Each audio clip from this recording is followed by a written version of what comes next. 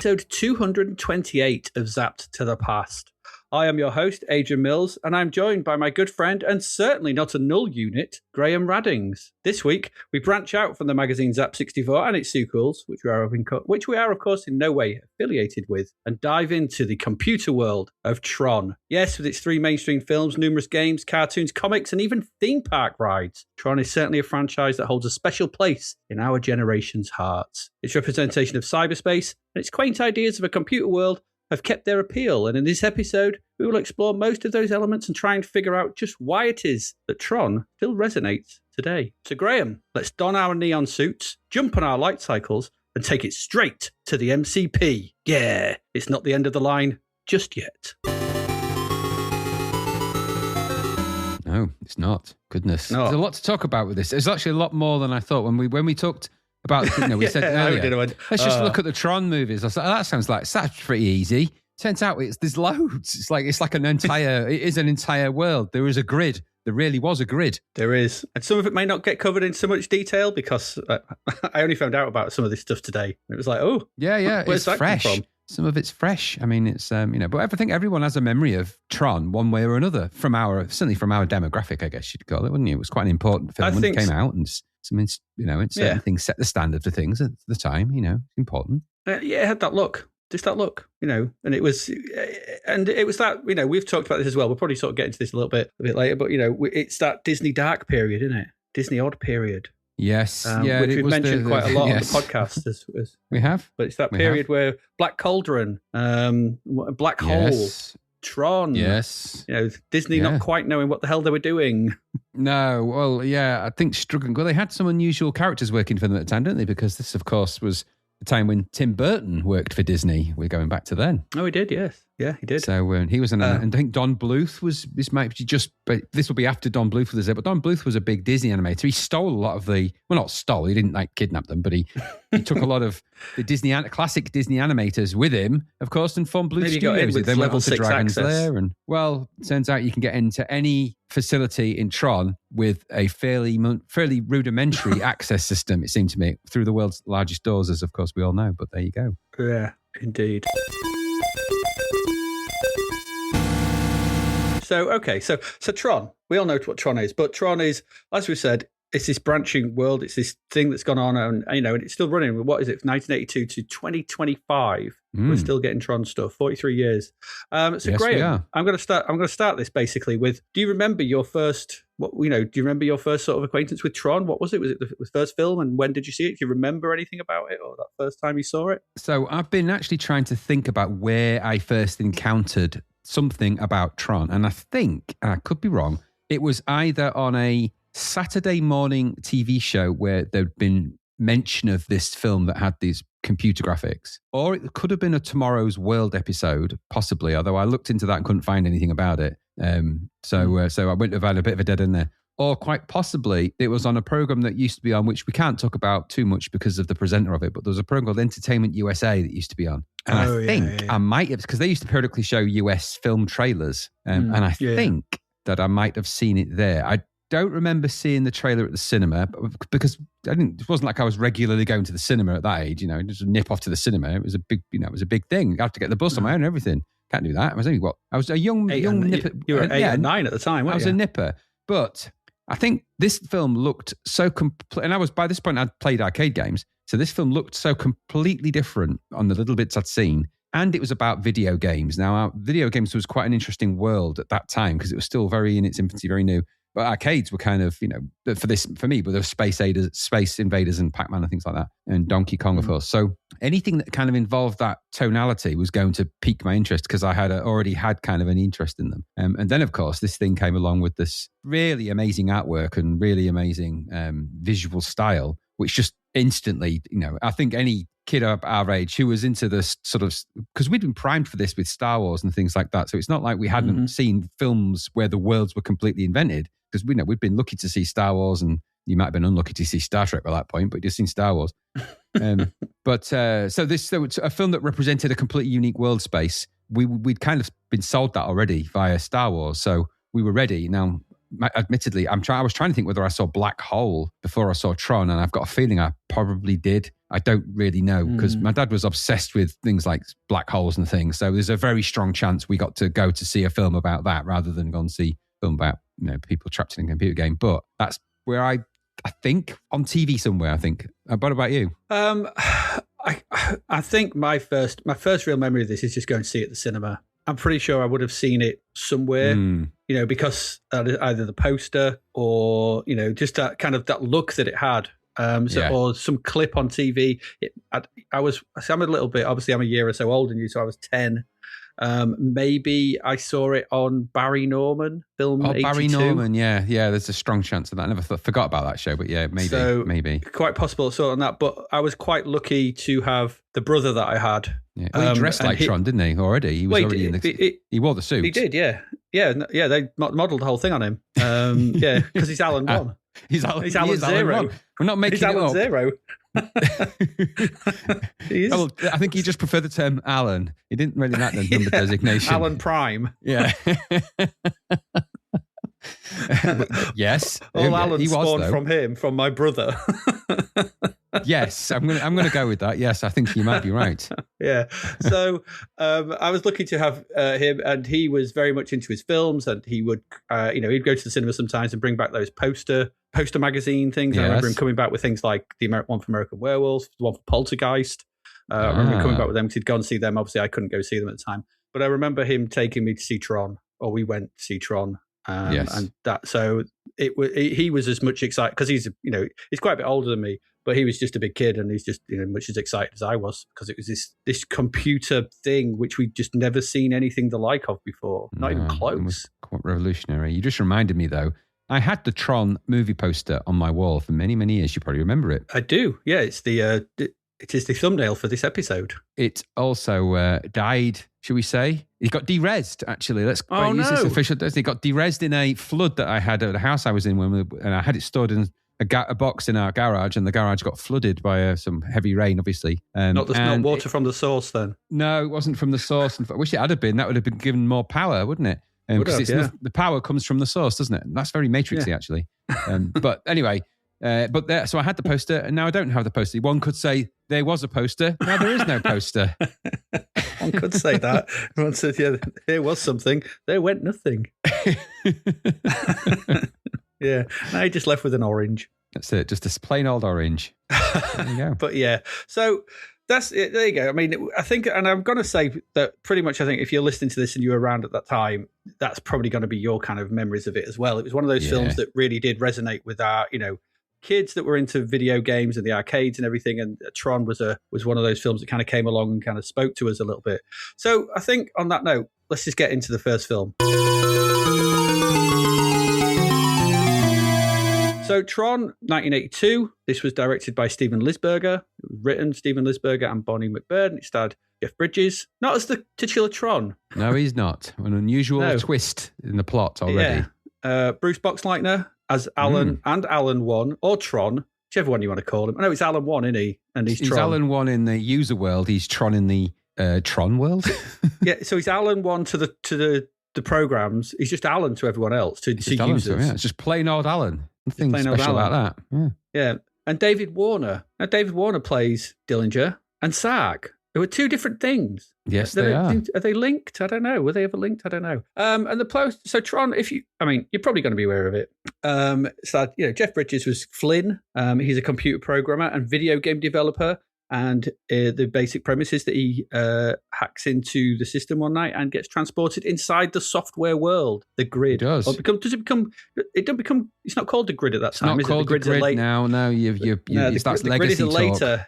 Yeah, that's legacy talk. So he gets into the software world of a mainframe computer where he interacts with anthropomorphic programs in his attempt to escape. Yes, therein lies the rub, and that's Tron. Basically, that's it. So that's from the wiki, basically. So it's one of those films that.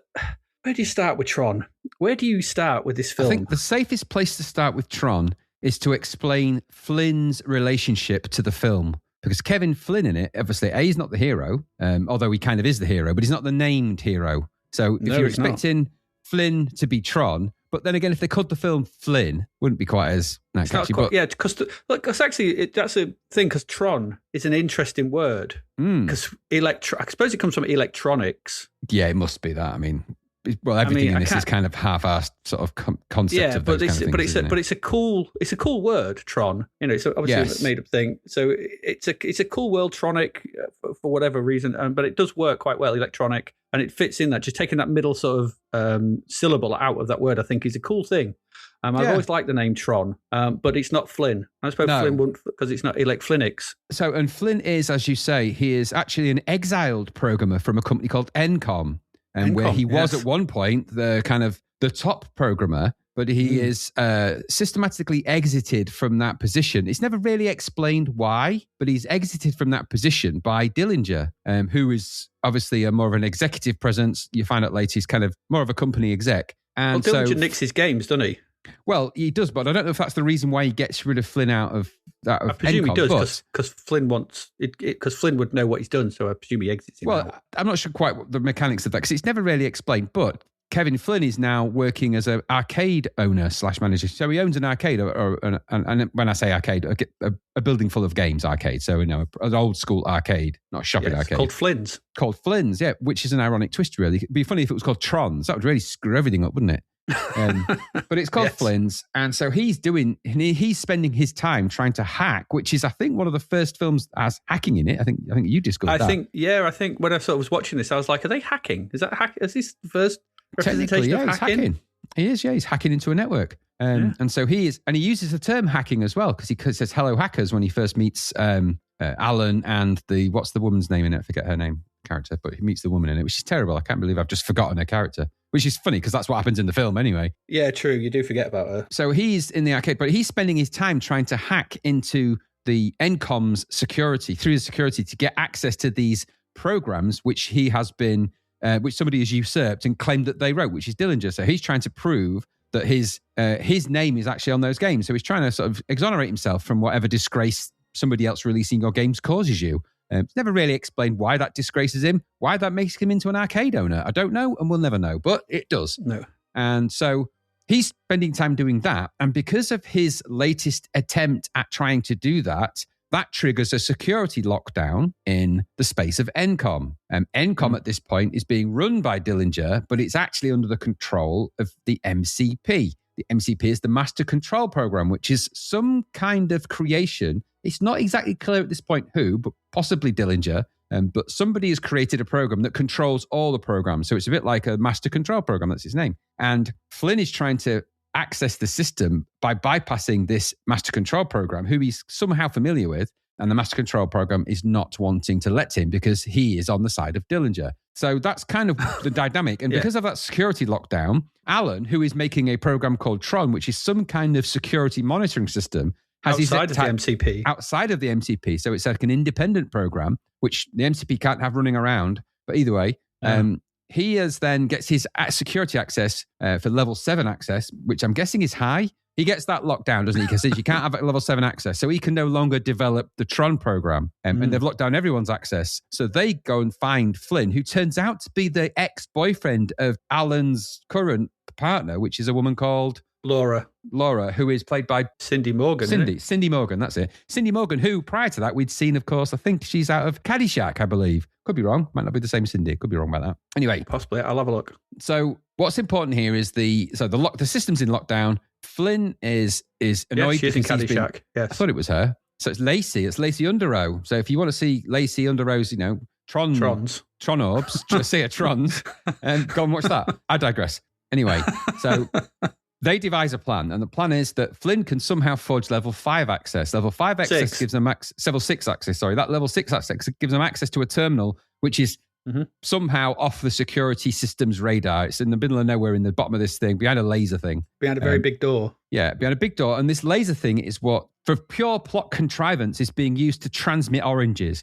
Now, it's never really explained why they're doing that. What research is involved? Oh, why? I mean, what it does, it gives you an insight into the depth of Encom's portfolio, because they've gone from having computer games to energy dispersal weapons, clearly, of some description.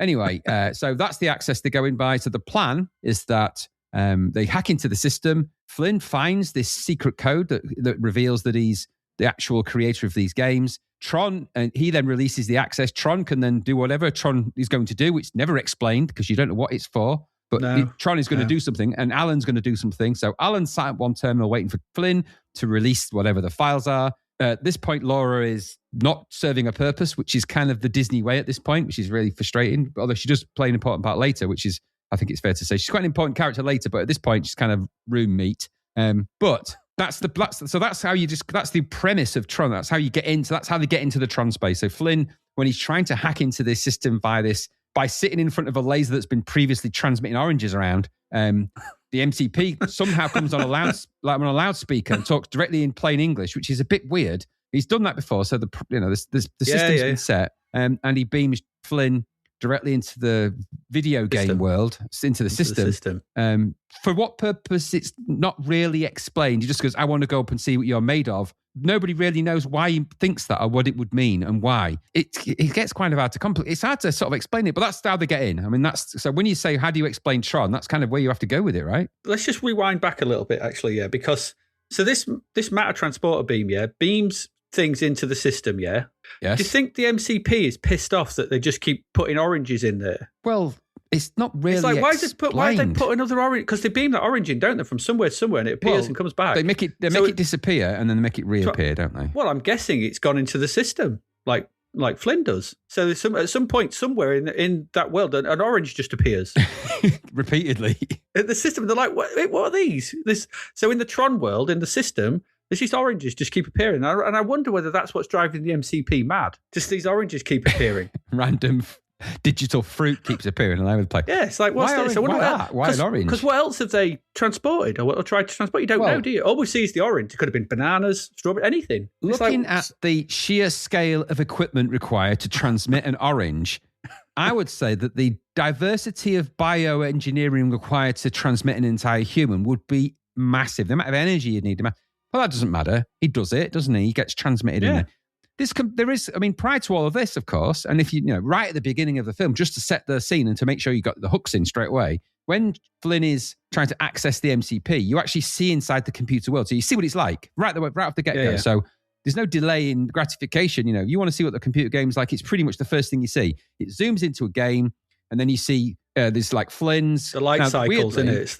Well, there's the light cycles view, and then there's a view where Flynn is in a tank. Now, when Flynn is shown as a program, he's not called Flynn, he's called Clue, which is something that comes back later to be important. Don't. But at this point, it's not the Clue from Legacy. He's just Clue, and he's a program that Flynn is trying to access all of the systems with.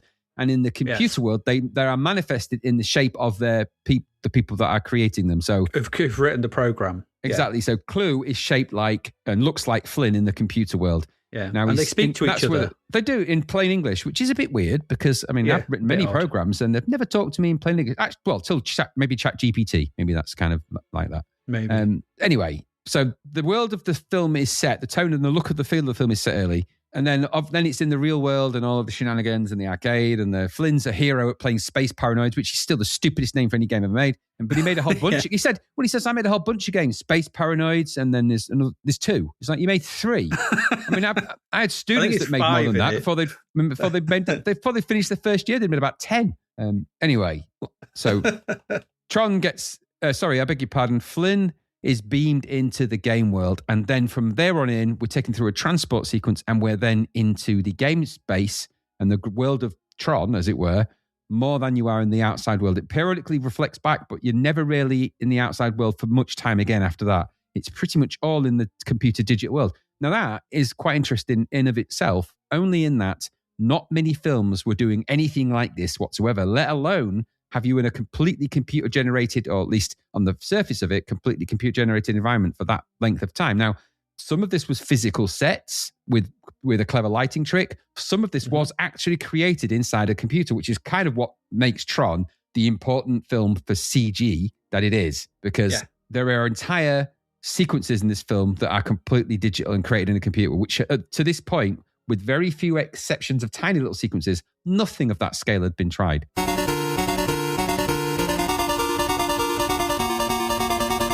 this is where it all goes weirder, I think. It's really hard to explain what happens after this, because once you're in the game, you think, well, they just play games. But if only that was the secret of it. Yes, there's games involved, but there's all sorts of strange stuff involved. And it raises many, many questions, doesn't it? Many. Yeah. I mean, when I was watching it the other night, and I was just pinging questions across to you because I just don't quite understand what's going on half the time. No.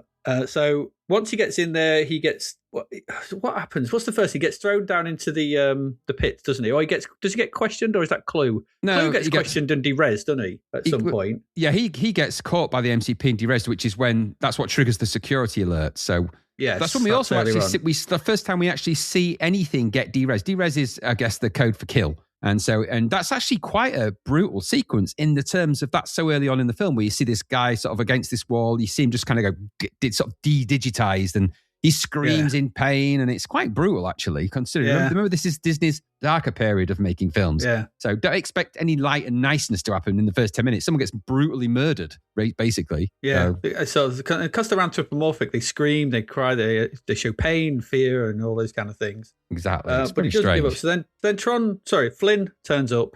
And Flynn, he gets thrown down into the game grid. He gets thrown into the little holding cells. He does, right? And that's where he meets Ram. He meets Ram and Tron, doesn't he? Yeah, well, yes, Ram and Tron. Weirdly, Tron's in there for reasons that I can't understand, but he's there. He's there, just hanging around. I presume he's there because Dillinger's put the Tron program on hold. And he don't want Alan. Yeah, it must be. Yeah, so they're in like the cells. I mean, we're trying to sort of create some kind of narrative here and reasons why, but I think it's just because they wanted Flynn to recognise Bruce Boxleitner. Yes, exactly. Because he calls him Alan, doesn't he? And he says, that's the name of my user. Yeah, so, Alan 1. But it's actually Alan 1. It's not the name of his user. Yeah, he's a bloody liar. That bloody liar. Bloody liar is that thing. So then then he gets thingy, doesn't he? Goes up against the accounting program. Yes, the accounting program. On the Discs of Tron. Yes. So he has a game of Discs of Tron, which he figures out how to play, and he wins that. But then Sark kills the accounting one, doesn't he? Yes, because Tron refuses to kill him because Tron doesn't want to kill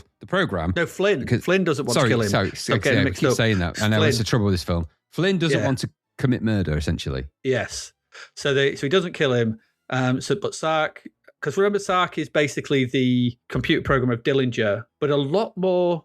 What's the word? He's a lot more ferocious and a lot more vindictive. Jingoistic, I think, a little jingoistic. Yeah, maybe. And he's a lot more kind of just he keeps asking for new people for the light grid and stuff to go around because he's fed up of those rubbish cream puffs that keep getting sent up to him. Stupid language. How would a program know what a cream puff is? I know how he knows what a cream puff is because they've sent one in. Yeah, they beamed a cream puff in there. He's like, we didn't say orange though. I thought they were oranges. Don't send me any more of those oranges, Master P. I'm so sick of those oranges. You mean cream puff? Yes, those. Yeah, but that would explain it. Somebody at some point, what's his face? The old guy said, "Let's see if we can." Here comes a cream puff. There goes a cream puff, and then they said, the old guy comes. See, everyone's got a dual role in this, haven't they? Because the old guy, which is what's his name? I can't remember his name. Dumont, the old guy. He comes back later as a kind of, it's almost inexplicable to explain what he's wearing, but he comes back as the controller of a communications tower. I think that's the safest way to describe him. What he's dressed as is looks like it honestly looks like somebody's ready for a kind of a I don't know. I've seen. It looks like an electric pope, as you rightly said. Well, it's a mixture of an electric pope, but I also can't help but he's got a giant dildo on his head. He's just wearing a dildo on his head. It's all right. He's wearing a dildo. It's just what it is. It is what it is. That's just Dumont. He's been here a while. We just let him hang out. We just let him hang out down there with his dildo head. Well, we find out early on, of course, that he is actually one of the founders of Encom, he's been kind of pushed out of the board and relegated to disintegrating oranges for a living. I mean, goodness me, that is some come down, but mad, isn't it? Mad that. But anyway, and cream puffs and things. But yes, that's correct. So at that point, the three of them, Ram, Tron, and Flynn, get put in the light cycle grid, I guess, they do. At this point. They do, yes, and they have to go up against three. So with the light cycles, we've seen the light cycles at the beginning, in a very annoying bit where they go at one point diagonal. Yeah, I knew you was going to mention that. That's wound me up from 1982 till now. Every time I see that bit, it's like, and you're like, oh, why are you at diagonals? I just thought I'd say it because I know it annoys you so much. But yeah, so in the opening bit, you see the light cycle in the arcade version of it, which wouldn't work anyway. Games didn't scroll that way or anything. Anyway, so so they get put into the grid the light cycle grid, and they have to go up against them. They manage to break their way out through. Did they force one of the bikes to crash into the wall? Is that how they crack it open? Or tank is it fires a missile at them and it blows a hole in the side of the game. Oh, that's block. it. Yeah. And then they drive their light cycles, beg your pardon, their light cycles, they drive them through the gap after killing off the 3 enemies they were facing. Yeah, and I think it's worth sort of just speaking about that light cycle sequence because I think without a shadow of a doubt, it's the standout visual sequence from the film, isn't it? It's that moment, it's that thing that sold everything afterwards because it's because without those light cycles, you wouldn't have Automan. Nope. So we can be very thankful for those light cycles. So yes, I mean, there's a look to them, isn't there? There's a look to them. They're very futuristic. Amazing. They're incredible. I mean, who was it who did the artwork? The artwork for Tron is a very famous Sid Mead. So of course they're going to be amazing, but also they're very influential on things like Akira and things like that. Those kind of motorbikes in that where they've got and even Batman. If you think of the recent Batman movie where he's on the bat bike, yeah, that's true. They've got kind of a bigger front wheel and a bigger back wheel, and they're just. I mean, they look at, even now, that Tron light cycle sequence, as much as the CGI is 1982, and obviously it's not the same. It looks ace. It does look amazing. And even now, in the speed, and it's breathtaking speed, and the way it snaps the visuals, and you've even got a little bit of first person in there. Oh, that really sequence when he goes to take him into the maze, and it's like, left, right, so quick. Really it's cool. Almost, I completely forgot about that. And I was like, God's sake, this is so good. This sequence is so cleverly done. And I think that's you came out of that film, and I think if you remembered one bit, because you wouldn't remember the story. You wanted a light cycle. You wanted to be getting one of them and riding it about, right? That's the thing. And I've always thought that those light cycles have been sorely underused in later on because they are so goddamn cool. But they are. I mean, it's this. I mean, it's a variation of Snake, I guess. Yeah, totally is that. Which kind of was around at the time. But that 3 versus 3 light cycle sequence. So well directed, so well put together. You feel really in it, sort of thing, when you got the close-ups of the faces, they're going around it. I mean, it's spatially quite a bit all over the place when you actually watch it go. I have no idea where these are in relation to each other. Yeah, it's a bit odd. But, it doesn't really matter because I remember seeing that at the cinema on the big screen and I just couldn't believe what I was seeing. Yes. One of those moments. Absolutely. It's like some of those sequences in Star Wars or, that bit where in Return of the Jedi, where they go through all the TIE fighters in the big end fight and they're all coming up the screen. Absolutely. It's up there with those moments where you're at the cinema going, I can't believe what I'm watching. It is. It's very of, it's actually, like, it's funny you say Star Wars because it is very of the trench sequence in the first Star Wars or the Star Wars. And I think it's maybe, very of that. And I wonder how much it might have had an influence on the speeder bikes. Oh, it's absolutely no question of it having an influence on that. There's, people like, and later down the line, of course, even the later Star Wars movies, those pod racing. The pod races. Yeah. So it's had it. That idea of super speed, light cycles, that kind of movement. It's something that when they invented it, they knew they were onto a thing. And of course, it's Disney ultimately at this. So they'd be thinking toys and merch in the back of their minds as well. And that does make for, all of this stuff would, you think, make for great toys. It actually didn't, as it turned out. But anyway, you're right. It's a spectacular sequence even now. I mean, and obviously it's dated because of the technologies now, but it is quite amazing. Yeah, incredible. So they get out and then suddenly the bikes, I always a bit disappointed with the bikes just turn normal after that. Yeah, they're just sort of, because they start off with like a stick, don't they? And then they sort of just leap into the bike shape. No, I mean, when they get out the grid and they're not turning at 90 degrees. They're not doing that thing. They're just got coasting round. They're just kind of they skid around corners and stuff, don't they? Yeah, but I guess it's not quite as impressive weird when they're outside of the grid. But they get there and then they basically head into the input-output tower. Is it the main main chunk of the rest of the film? That's essentially where they're on their way to it to go and because Tron wants to communicate with his user. I think with Alan One. Yeah. And so that will allow them to, and so that basically will allow him to then shut down the MCP. Yeah, which is their big plan, isn't it? They need to shut down the MCP so Flynn can escape, essentially, because Flynn needs to get out of there. So because Flynn is a user stuck in the computer world, and he shouldn't be there. So his whole thing. So that gives him superpowers as well. Being a user, he's able to transfer energy. He's able to change the color of his suit. He is unusually. Which is, never explained. but no, he just touches a red guy. He sort of knocks out, I think, and then he changes into a red guy. And I think just to be clear, by the way, there's a delineation between things in Tron. Blue is kind of nice, red is not. Yes, and that goes to the colour scheme. Yeah, basically, it's blue and red. So blue versus red. I wonder if that influenced Halo, blue versus red. as well. Just the thing, and it's just an opposite, isn't it? Blue and red's it's a football thing as well. Manchester United, Man City, Everton, Liverpool. Yeah, it's a clear delineation. I'm sure there's some American football probably that's blue versus red rivalry, maybe. I don't doubt that. Yeah, don't doubt that. Well, Republican versus Democrats. Is blue versus red. Yeah, absolutely. So there you go. It's a sort of well-worn sort of colour splitter. But yeah, so they're trying to make the way. On the way, Ram gets killed in a. Why does he get killed? He gets shot. He gets tank attack in it. Those tanks are ace. Blow up. Yeah, the tanks are really cool, and the way that they configured as well is good. Yeah, it's the whole design of this, and I noticed as well. One of the things I noticed when I was watching it was how much the tanks and how much that big, because Dillinger flies around in a massive spaceship. He does. Never quite sure why. Never explained. No, not Dillinger. Sorry, Sark. God damn it. No, it's going to be. He just has a massive spaceship. Yeah, he just has a massive spaceship that he floats around the system in. It's got a name, that ship, but I couldn't remember what it was off the top of my head. I don't know. But what it does look like is the Pillar of Autumn from the beginning of Halo.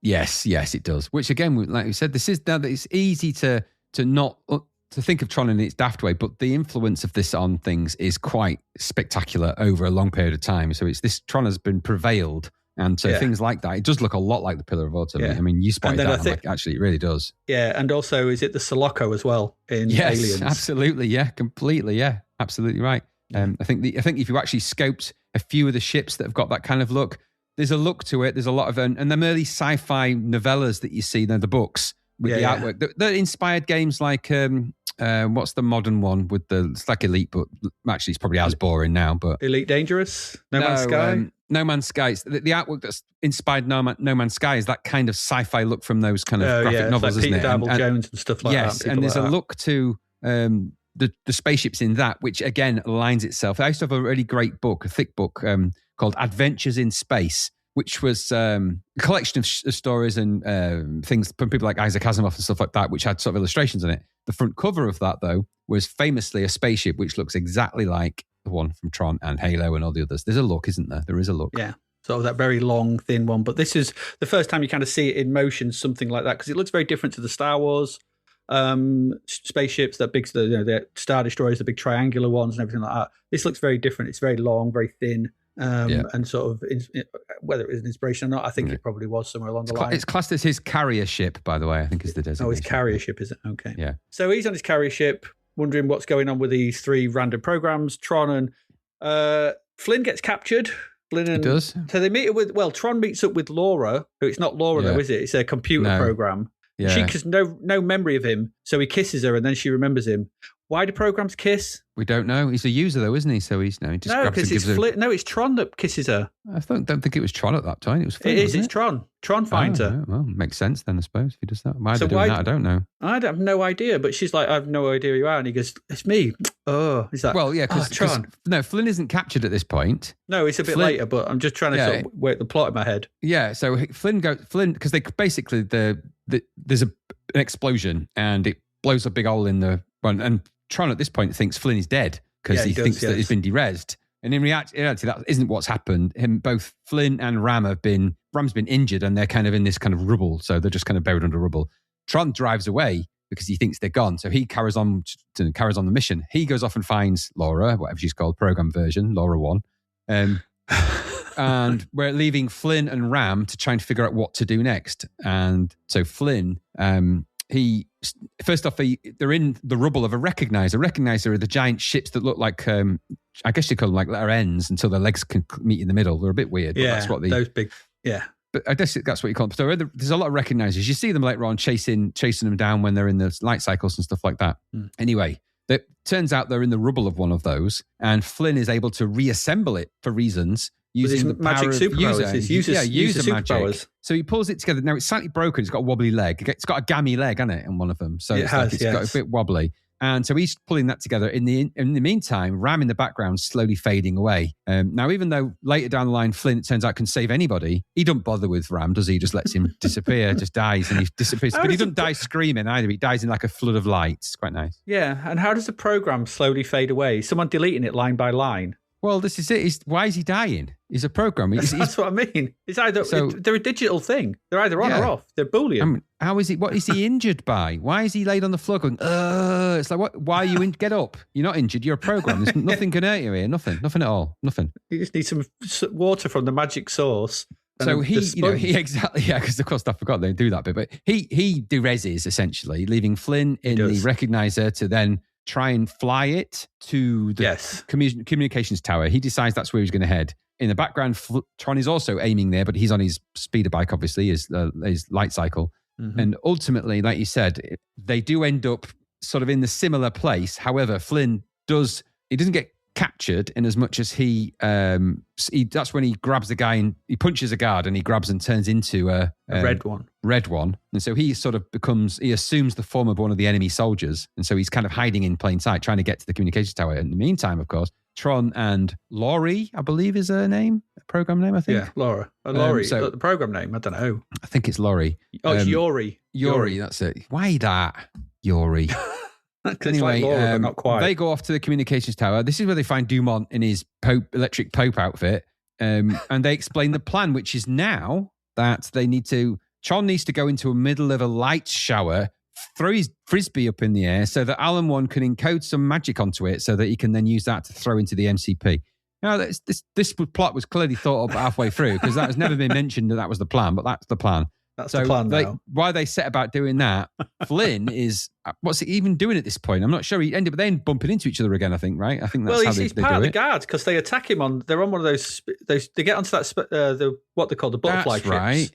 The solar ships, whatever they are. Yeah, so they get onto one of them. Tron and Yori get on one of them, and then a load of the guards come to attack him. Flynn gets knocked off the side but hangs on. Yes. And keeps really quiet for ages. Yeah, he doesn't shout or anything. He just hanging there. He's just hanging there for no reason. One of the guards just jumps off for no reason in one of the funniest bits. He just throws his whatever it is, his baton away, his stick away, and goes, "Hey!" Just throws himself off the side. Tron and Yori make their way across, and Tron sees Flynn hanging off the side, and he's going to kick him off, anybody. He goes, "Hey, it's me!" Yeah, and he's red at this point. Flynn climbs back up, touches Tron, and goes blue. We've all been there. I don't know what that's supposed to symbolise. He goes a little blue. He does. They get chased by the what they're called? What they're called? Replicators? What the big thing's called again? Recognizers. Yep. No wonder I can't recognise that name. I remember that name.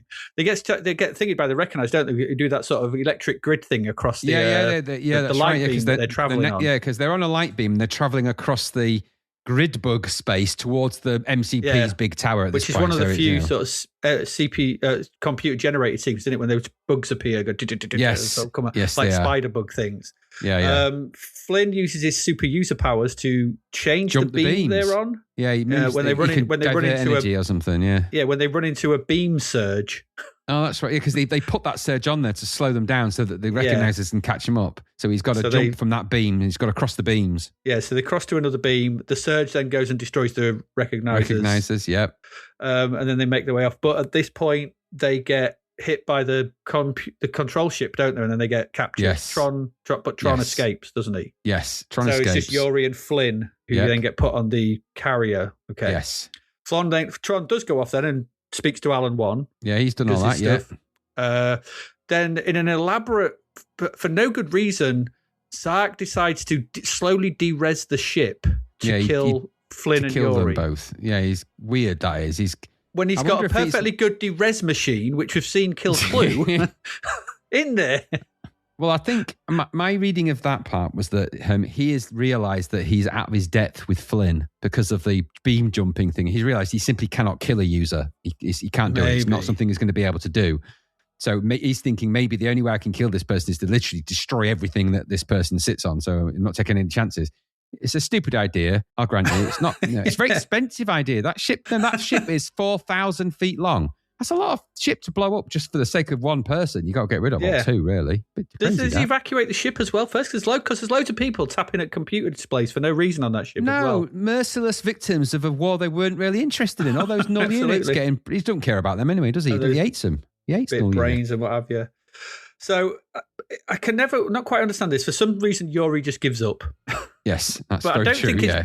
But it's before the de-res is happening. She just goes, I can't do it anymore. I'm just fading. She just fades. Yeah, she just starts to fade. And Flynn goes, "No, you can't." And she's like, "Oh, what did you do to me?" And she's like, I don't know, user powers. And then they manage to wet their way out. And what do? They've got to get while the ship is de-resing, they get it towards the input-output system to help.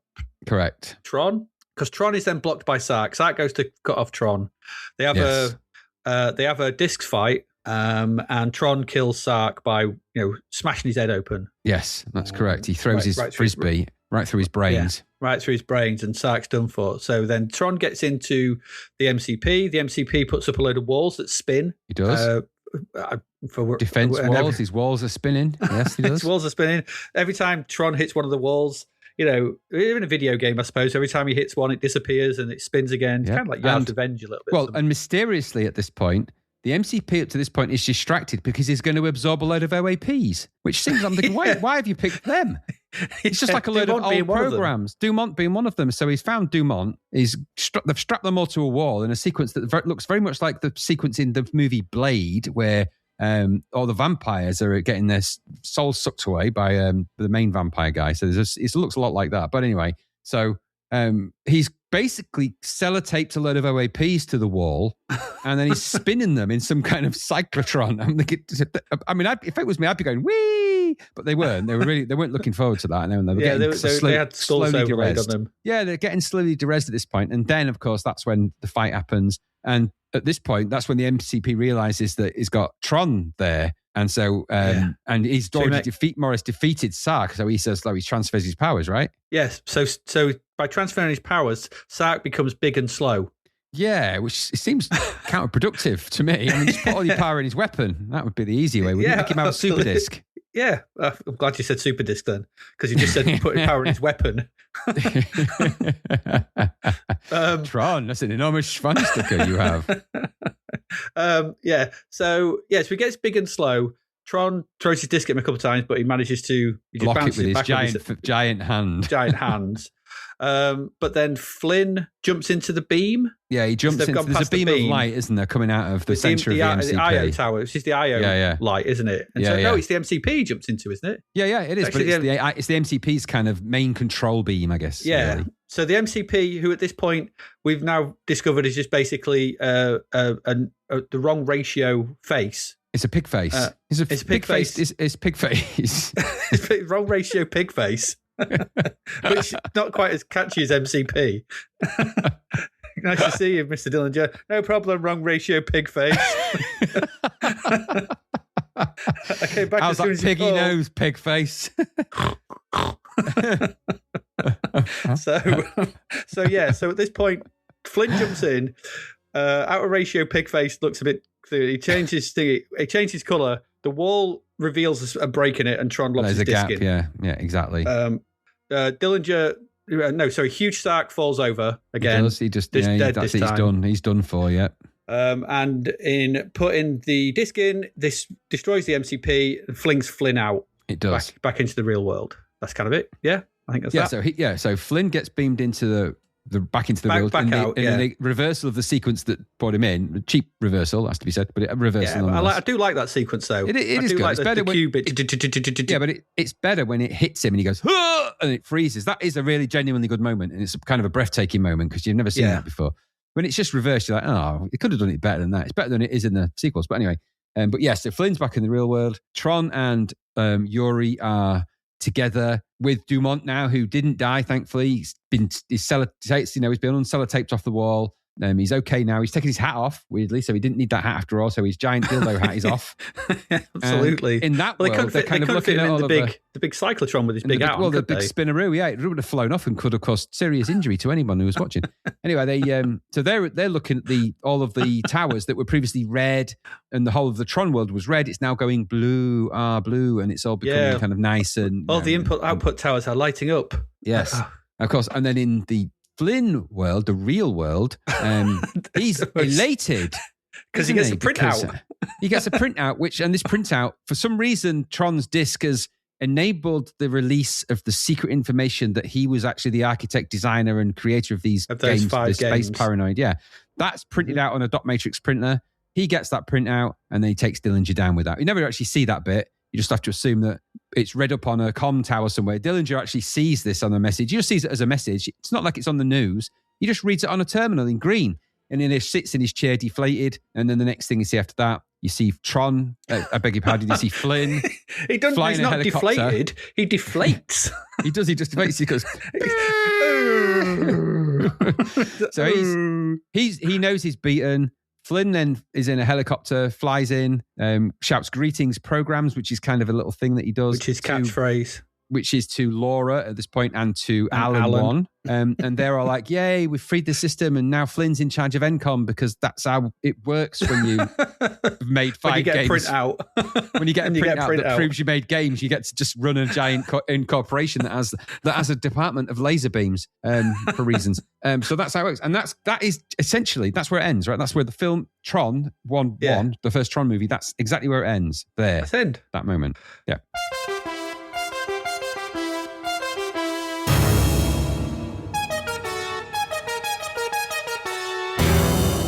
So it's confusing, and the thing it stuck around for, because let's face it, the plot is gibberish. It's complete gibberish. Nonsense. The dialogue is ridiculous. The plot is nonsense. This film resonated because of its look. Absolutely. It had that look, and that's why it stuck. And it was like nothing else looked like it. It was about video games. It appealed to us. It was like a film like laser targeted us, like 10 to 14-year-old kids that were like us, who had no real concept of what narrative and good scripting was. We just watched cartoons and stuff, and this was like a kind of live action cartoon with cool light cycles and tanks and people jumping into the beams of light and things like that. And so, God damn it was cool. It is. But you watch it now, though, and it's gibberish. It's completely not gibberish. Yeah, it makes no sense. It really doesn't make any sense whatsoever. And it is just a collection of computing. It's like someone got a computing appendix from a book, tore it out and wrote a script based on the words that he was going as he was running them down the page. Because they just throw terms in here, RAM and null units, and it's very confusing. Yeah, the insults. Bitbrain was one of my favourites. Bitbrain, yes. And now, because that's kind of one of the key takeaways in a modern reading of this is that you visually and everything else. There's an entire story about the visuals with this. And they all of that visual stuff, all of that visual, the amazing look and feel, that was really what the film was about. Everything else is literally nonsense. Makes no sense whatsoever. And even if you tried to make it a coherent story, and believe me, we've tried just now to make that as coherent as we tried, and me and Graham discussed Tron quite a lot, probably more than it's ever been discussed. I think because it fascinates us, that film. It fascinates us. And that's why we wanted to do this episode. Exactly. And so all the discussion from Tron from here on in was about the visuals of Tron, the graphics, the CGI, the use of a Cray supercomputer to render some of those amazing graphics in it at the time. And all of that was the complete talk track. Nobody was talking about the fact that it made no sense, except the critics, who didn't necessarily rate this movie very highly, and the general public, which didn't have a frigging clue what it was about. They just thought everyone was a bit wild. And the problem with that, of course, is, like I said, we'd all been prepped for the world of a film. Star Wars had done that. But Star Wars had coherent plot because really it was just a Western. We've all seen the good cop, the cop and the sheriffs and the stuff like that before. But it was a narrative and a story we could relate to. We could relate to Luke Skywalker. Very important that you have that kind of, it just followed almost the sort of the hero's journey to a letter. Tron, on the other hand, it was trying so many things for the first time that I think they just went with the visuals, and the story and everything else was just kind of also ran. It didn't matter as long as that you could reach a visual at a certain point. What does it matter about the story? It's got video games and it's cool, so shut up. Yeah, absolutely. And it's that also that thing about, computers at this point are still in their nascent period, nascent creation. We don't really understand them. We don't know the power and what they can do, sort of thing. And trying to anthropomorphize a computer system is going to lead to weirdness, because then you have those questions like, well, if it's just a series of lines of code, why do they have water to drink?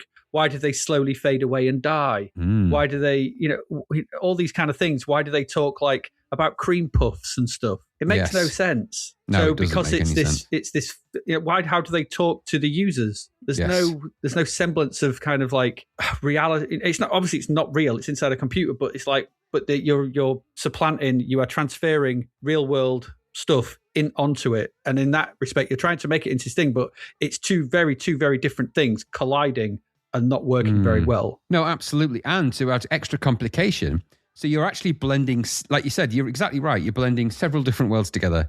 So you're blending computer graphics, which had never been done, fine, but you're also blending network computer babble. And I've worked with network engineers before, and this is no disrespect to anyone that listens to this podcast who's a network engineer, but you're not always full of the most interesting dialogue for films, it seems to me. And so they're blending kind of network engineering and programming with video games at the same time. So you've got the look of video games, but you've got the dialogue of somebody that's, it's like talking to a Cisco developer. And those things are not necessarily bad things, but nobody's going to make an exciting movie about that. Yeah, they're not in of themselves. Video games are interesting, but you've got to make it about the video games, which they kind of try to do, but they just do that visually. They're kind of an also-ran thing. They're like the games that they play in this space because they're combative, and that means that there's combat in the film, so which moves the plot on more, sort of. But there's no purpose for it. There's no reason to explain why they have these programs trying to kill each other in these sort of video game arenas. It's just that's what arcade games are, and that's how you make sense of that. But it's such a lightweight way of doing that then the actual story of a guy that's had his IP stolen and he's trying to hack his way into a system to get it back is completely lost, because by that point you kind of babble talking your way through, we need to get to the input-output tower. Okay, penis head, how do we do that? It makes no sense. That's a really good point. It is essentially, this film is about IP theft, isn't it? Yeah, ultimately that's what it's about. It's about a guy who nicks someone's idea, coins him off, sort of thing, and becomes head of a company, and the other guy comes in and wants him back, finds him, gets rid of him, and it's corporate IP theft, and that's not wrapped up in a fancy computer veneer somehow. Weird. It's very weird. Now, don't tell me that a technological dystopia of technology going wrong can't make a good film plot, because Westworld exists already. And Westworld is exactly about that. And Future World. But Future World, we don't want to talk about that so much. But Westworld exists. And so you've got there this kind of idea of, that's about computer viruses and things like that. But ultimately, you've got technology going kind of wrong. And there's a story around a compelling story. Again, it's a Western, but a compelling story. So that can exist. That space can exist. But they didn't do that. For the start, you're not following the main protagonist in the film. You're following Flynn. That's not Tron. Tron serves no purpose to this film, really, other than to have his name on it, because he doesn't really do a lot in the film. If you think about what Tron actually does, considering he's supposed to be this all-powerful program, he doesn't do a lot. He drives around on a motorbike. He throws his frisbee into a light switch, essentially. And then Flynn is the one that saves everybody by jumping into them speeds. So Tron just doesn't do a lot. He throws his frisbee again. So he throws his frisbee twice. Once in the air to get it code written on it, and the other one when somebody allows him to do it. He's useless. Yeah. He's a shit program. Alan, you need to do it better. It's like calling if Conan was called Super Tie. Exactly. Yeah. Well, it's like, who's the hero in this? It's not Super Tie, it's Conan. But why is it called Super Tie then? Yuri has as much currency in this film as Tron. She does as much as he does. In fact, arguably, she does slightly more, because she does steer ships and she does fly things. And yeah, she's forgotten who she is for a while, and she decides to just fade away rather than get involved at a certain point.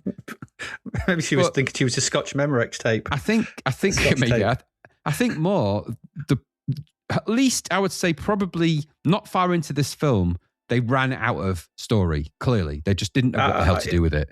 I think so as well. Or when he was writing the script or whenever they got to it. Yeah. And I think that's obvious, because it does just make very little sense. And it is a dull IP theft story. Really. It does. Now, what I think might have happened, is that this was the brainchild of Steven Lisberger and Bonnie Bird.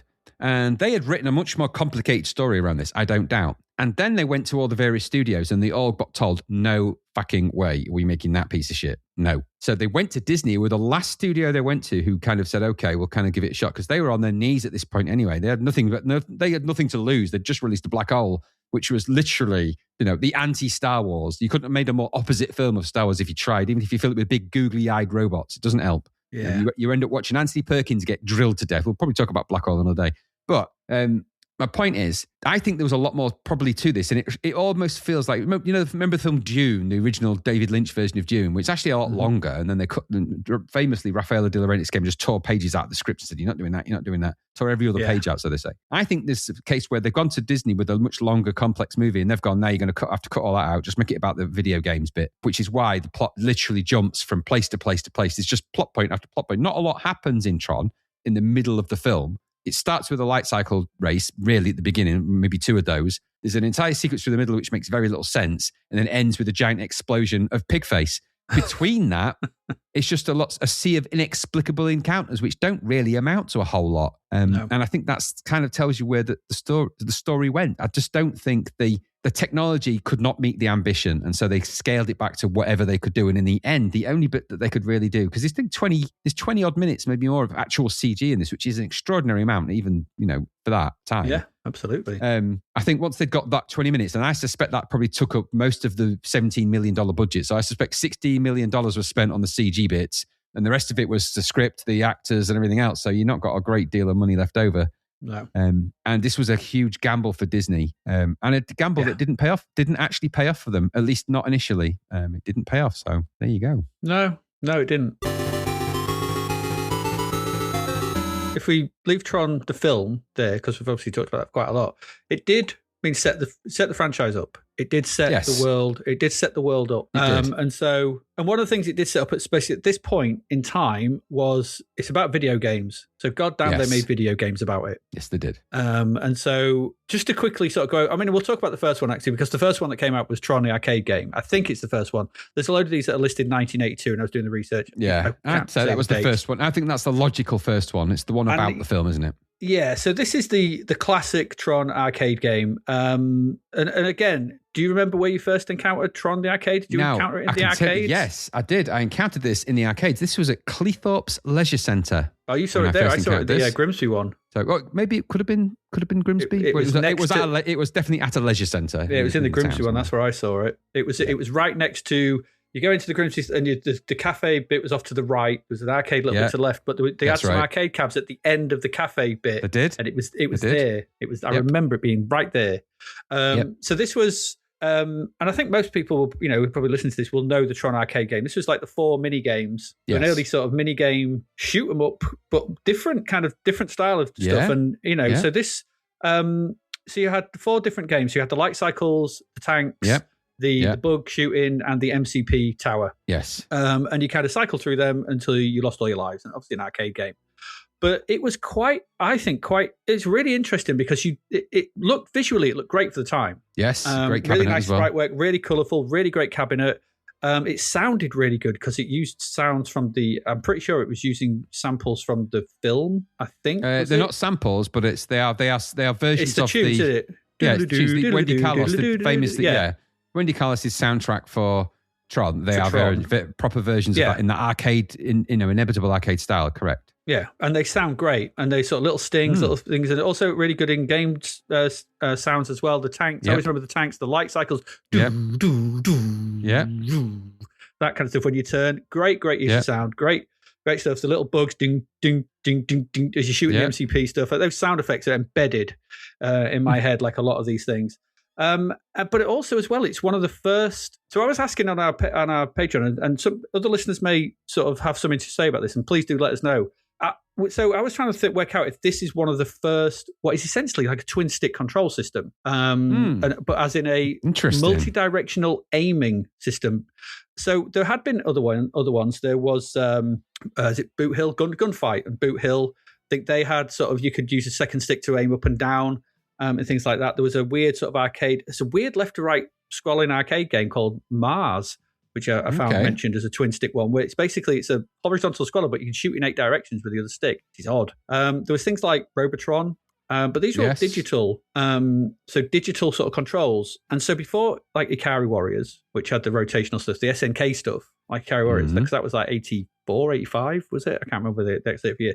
Tron's arcade game was 82. And so basically in the tank, the bug scene, and the MCP tower screen, you control Tron with a stick, and you've got it's like a classic trigger. You hold that stick and you trigger that. On the left of the control system, there was a dial, and you span your arm around to shoot in what was about maybe 32 different directions. I would say, it's rotational, fully so rotational. So it's rotational. So you've got all those sprites, so you can aim and walk in a different direction. That was, that was Robotron kind of did it, I suppose. But in this respect of having so much granular control was unheard of. And those 4 mini games were all very different as well, to a degree. I mean, the 2 of them were sort of shooting, walking around, but the tank one was sort of in this maze with tanks, and you could bounce the bullets off the walls and sort of hit them around like that. So there was that, and you had to hit each tank 3 times and blow them up. And they gradually sort of got more difficult. The light cycle one started off with one really slow one and easy to kill. The second one was, and then each level upped the ante on these. So the Tron arcade game, it was a big hit, a massive hit. Sold approximately 10,000 arcade cabinets. I can imagine. That's pretty good, and was awarded Coin Operated Game of the Year by Electronic Games. And this is the Tron game I remember. It was absolutely influential on me in arcades. This is one of those early. God damn it! This is amazing. Because I agree. It did the thing where it's hard for I'm trying to think of the right words. It kind of made me remember the bits of the film that I wanted to remember. Yeah, absolutely. It's they cherry picked the right bits, didn't they? Yeah. And that's really, really sort of smart. They could have done lots of other things, because after this, there's some other games come out, and we'll talk about the other arcade game. But they don't get it. They don't get it like this does, because let's face it, everyone wanted. Because the other thing was you didn't know which the menu system in Tron was. You had you had a circle in the middle that was counting down from 9 to 0. Yeah. You had four directions you could go in: you could green, choose blue, a direction, red, and yellow. And you didn't know what they were, though. No. That was the thing. So you didn't know what kind of one of the 4 mini games you were going to get. If you wanted the lights, until you did, and then it was, if you died, then it would be, which one that was. It would stay the same. But when you got to a new level or you started the game, you had no idea if it was light cycles or down was light cycles, and you always wanted the light cycles, really, didn't you? Well, yeah, if you were lucky, you get that. I mean, I liked all the mini games in there. Yeah, they're all good. I mean, the tanks one was good. It's quite challenging, but the tanks one's quite good once you get to grips with the controls. The light cycles is obviously the light cycles. The interesting couple, actually, that sort of stand out is the MCP tower is interesting, because you've got the tower is actually dropping down, and you've got to try and shoot your way through the sort of rainbow barriers, so like you do in the film, where you've got to shoot your way into and actually get Tron into the top of that area. The grid bug level is actually, you've got to get into the communications tower. So you're actually shooting the bugs to sort of get Tron inside the communications tower, and he gets beamed up. And in the film, of course, it's the disc that does that. But those are mini play sequences of the things. I mean, it would have been easy to do Space Paranoids, a crappy version of that, wouldn't it? Yes, but they didn't do that. They did actually the best bits of the film: the light cycles, the tanks, the MCP sort of battle at the end, and the part where Tron gets beamed. Famously, the poster of the movie is Tron holding up his disc with a light beaming down on him, and that sequence is beautiful in the film. Mm-hmm. So those are the 4 sequences they picked for the game. Well, they're great sequences, right? I mean, it looks visually amazing. Tron looked like no other arcade. A lot of arcades at that point, they were in cabinets, but they didn't have that giant blue Tron-looking joystick at the top. That was quite new. Nobody'd seen a lot of them. An ergonomic joystick on an arcade was unheard of outside of steering wheels. So, I mean, at this point, all you'd seen was the kind of standard arcade with a little bobble on the top, maybe the stick, the metal stick, and the buttons. Mm-hmm. That's kind of what you were used to. This was very, very different, wasn't it? Even where you put the money in the slot in the front was kind of that Tron blue, with all of that blue trim. There's a really good Tron restoration video where somebody restores an entire Tron arcade cabinet. I think it might be 8-Bit Guy. And there's an hour-long video of him getting this battered Tron cabinet and literally fully restoring it to full working glory. Nice. Amazing video to watch. And that shows you how much, how visually compelling it is just as a machine to sort of see. Very striking, wasn't it? I agree with you. And when you see it, you can't... And of course, the sound, it was quite loud as well. So it's quite exciting to be part of that loud-sounding world. So great stuff. Bally Midway, wasn't it? And certainly one of the better, one of those rare occasions where the arcade is, well, not more coherent, but more enjoyable than the film on a repeated play. And the arcade is about what Tron should have been about, which is the games. Yes. And dispenses with all the plot. There's a little bit of it in there, maybe here and there, but ultimately... and I think in the game, you are playing as Tron. Yeah, I don't think you're not playing as Flynn, so it kind of makes sense. So, yes, true. Because Flynn, I don't think he's even mentioned in the. No, I don't think he is. In the game, I don't think so. Why would you? Tron in it, yeah. Yep. So it's a great game, and it's still. I managed to play it. I was playing it on MAME the other day because obviously I don't have the arcade, and I'd love to have the arcade. Could be great, but I managed to get it working quite well with stick and using the triggers on an Xbox control to simulate the turning of the dial. If you can do that, cool. And you can turn right, turn left, and you can analog, speed them around and stuff like that, or slow them up. So you can. I was actually playing it quite well, and I managed to get to like the third set of games, which is generally where I used to get in the arcade anyway. Because when you get to the third set of games, the tanks are just incredibly hard. The bikes are all faster than you. The MCP tower moves at such a rate you've got no chance. Yeah, you've got no chance really. And the bugs are everywhere. Yes. So I was quite, I got where I normally got to. So it's kind of that does work. But yeah. If you want to play something, go have another crack on Tron. It does work well on MAME. There may be other variants of this, maybe released properly on other games, but I don't know. there were other weirder games as well. There was a slew that came out for Mattel, I think it was, or the Intellivision. Okay. These were by Mattel. There was Tron Deadly Discs. Oh gosh, that sounds harsh. It looks like Tron from the box, though. It does look like Tron from the box. It's got a really nice box, Tron Deadly Discs. So this is the Sark and Tron. I think that's supposed to be Tron throwing Tron. Too many frisbees, but yeah, way too many frisbees. But I'm not too sure about the game. There's a screenshot of the game. So this was. The player takes the role of Tron, fighting successive waves of enemy disc throwers and recognizers in a never-ending quest to achieve the highest score. Okay, makes sense. Never played it. Yeah. Then there was also Tron Mazeatron. Oh dear. And that just looks weird. I have to make out what that even is. I don't know, but if you look at that, there's MCP Pigface on the front screen. Look, and it's like a Tron looking really exasperated. Tron character looking really exasperated with him. Well, interestingly, you play Kevin Flynn in that one. Yeah. So you don't play Tron in that one, which probably explains why it's incoherent. Yeah. A young programmer transported into the heart of a computer to find and dismantle the power-hungry MCP that's trying to control the human race. Okay. I couldn't even tell you. I couldn't even tell you what that's about. There was also, in 1982, there was the handheld game released by Tony. I never saw one of these. I saw one years later at a retro fair, but I've never actually seen one at the time. And I did really want that as well. Yeah, it does look cool. But that we'll post a link in the show notes. You can play this online now. Somebody's replicated this, and it's actually a really good version. I was playing it today. So it's 3 games. So you've got it's a Tomy game, so it's LCD stuff. Yeah, so you got a light cycle game. Then there's a Tron versus Sark throwing discs at each other, and you got a miss catching it. You heard me. That really did remind me of Baked Beachhead 2. Yeah, it wouldn't have been a difficult shout to just all that round a bit, and you've got discs of Tron, would it really? Yeah, exactly. And then you've got because it plays Tron and Sark throw discs at each other, and in the third game. Pong. We've got to throw discs into the heart of the MCP to destroy it once and for all. I couldn't get past the Sark level personally. I get past the light cycles, but not the Sark bit. Kept sort of going off at an angle. Yeah, but angle's not good. A very smart, Tomitronic LCD type game. There was also Tron Solar Sailor, the third in the Intellivision series. Okay, goodness. Which it's got a voice synthesis cartridge with this. It talks. Oh, can you imagine what that's like? You are Tron. I don't know. It was one of 4 for the console that required the IntelliVoice module, along with Space Spartans, B-17 Bomber, and Bomb Squad. I have no idea what this is. I'm looking at it, and I think it's the bit where they're going along the space beams. Yeah, it looks like it. Yeah, don't know what that is. There was beams. Yeah, don't forget. There was Adventures of Tron. Okay. This was for the Atari 2600 in 1983. This looks like Space weird. Panic. Yes, it does. Yeah, it's exactly what it is. Yeah. So I don't know what this is, but it looks like some kind of weird platformer. There's what they called again? Recognizers. What they called again? Recognizers. Yeah, they're the recognizers. Yeah. That name is not sticking. That name is not sticking. I know Tron's bigger than them. Yeah, that's a bit weird. They are quite big in reality. Yeah, maybe they're far away. Yeah. They're really far away. And then the other big arcade game for the time came a year later, 1983. That was Discs of Tron. Yes, indeed. So again, I was playing this the other day. This is all right, actually. This is pretty good. Quite impressive for the time. Liked it. Yeah, absolutely. They've got this in the arcade clubs. Both of them are the ones that I've been to, and I've played it there. It was good very good at the time. Yeah. So if you haven't played this is a 3D representation. You play Tron. You got the discs. You got 3 or 4 rings.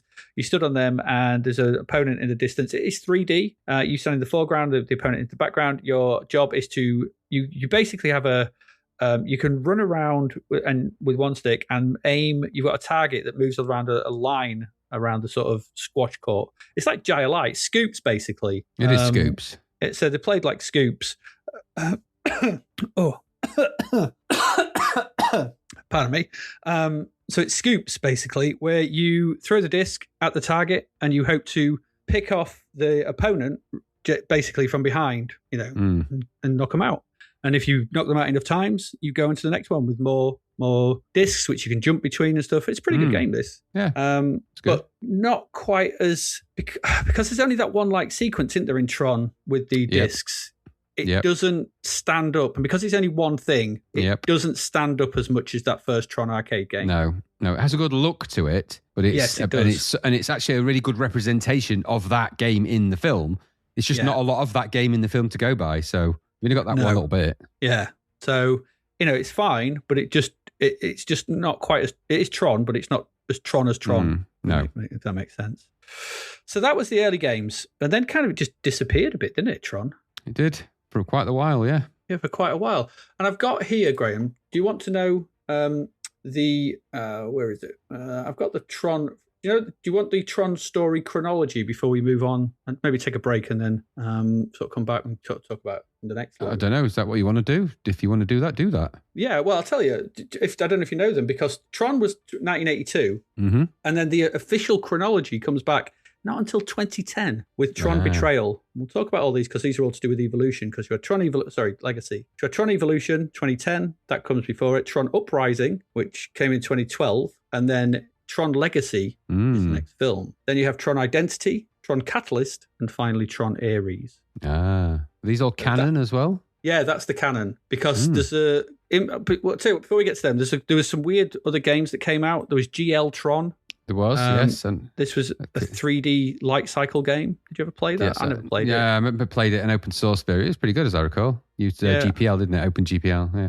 Yeah, I looked at a video of that. It did look quite nice. An amazing sort of thing, like show of how far computers came in that period from sort of 83 to late 90s, sort of to basically get that bit from the film in real time now. Kind of cool. Then you've got Armageddon Advanced in 2000. Oh dear. This is a bit weird. Well, it's a sort of multiplayer. It's a multiplayer light cycle game seen from the top. It's incredibly competitive and really hard. I don't know. Okay. It's one of those things where I think people wanted to make a sort of light cycle thing, and it's really technically like intense. And I had to watch a video of it, and I was like, oh, good Lord, I can't even follow what the hell's going on. Okay. But yes, that's interesting. But the big one, I suppose, was Tron 2.0 in 2004. This was a first-person shooter video game developed by Monolith Productions. Okay. People who did Condemned, No One Lives Forever, Fear, things like that. Good developers at the time. Yeah. Published by Buena Vista. The Microsoft Windows version of the game was released in 2003. There was a Mac OS version, and there was, in 2004, there was a Xbox version as well. Okay. That was called Tron 2.0 Killer App.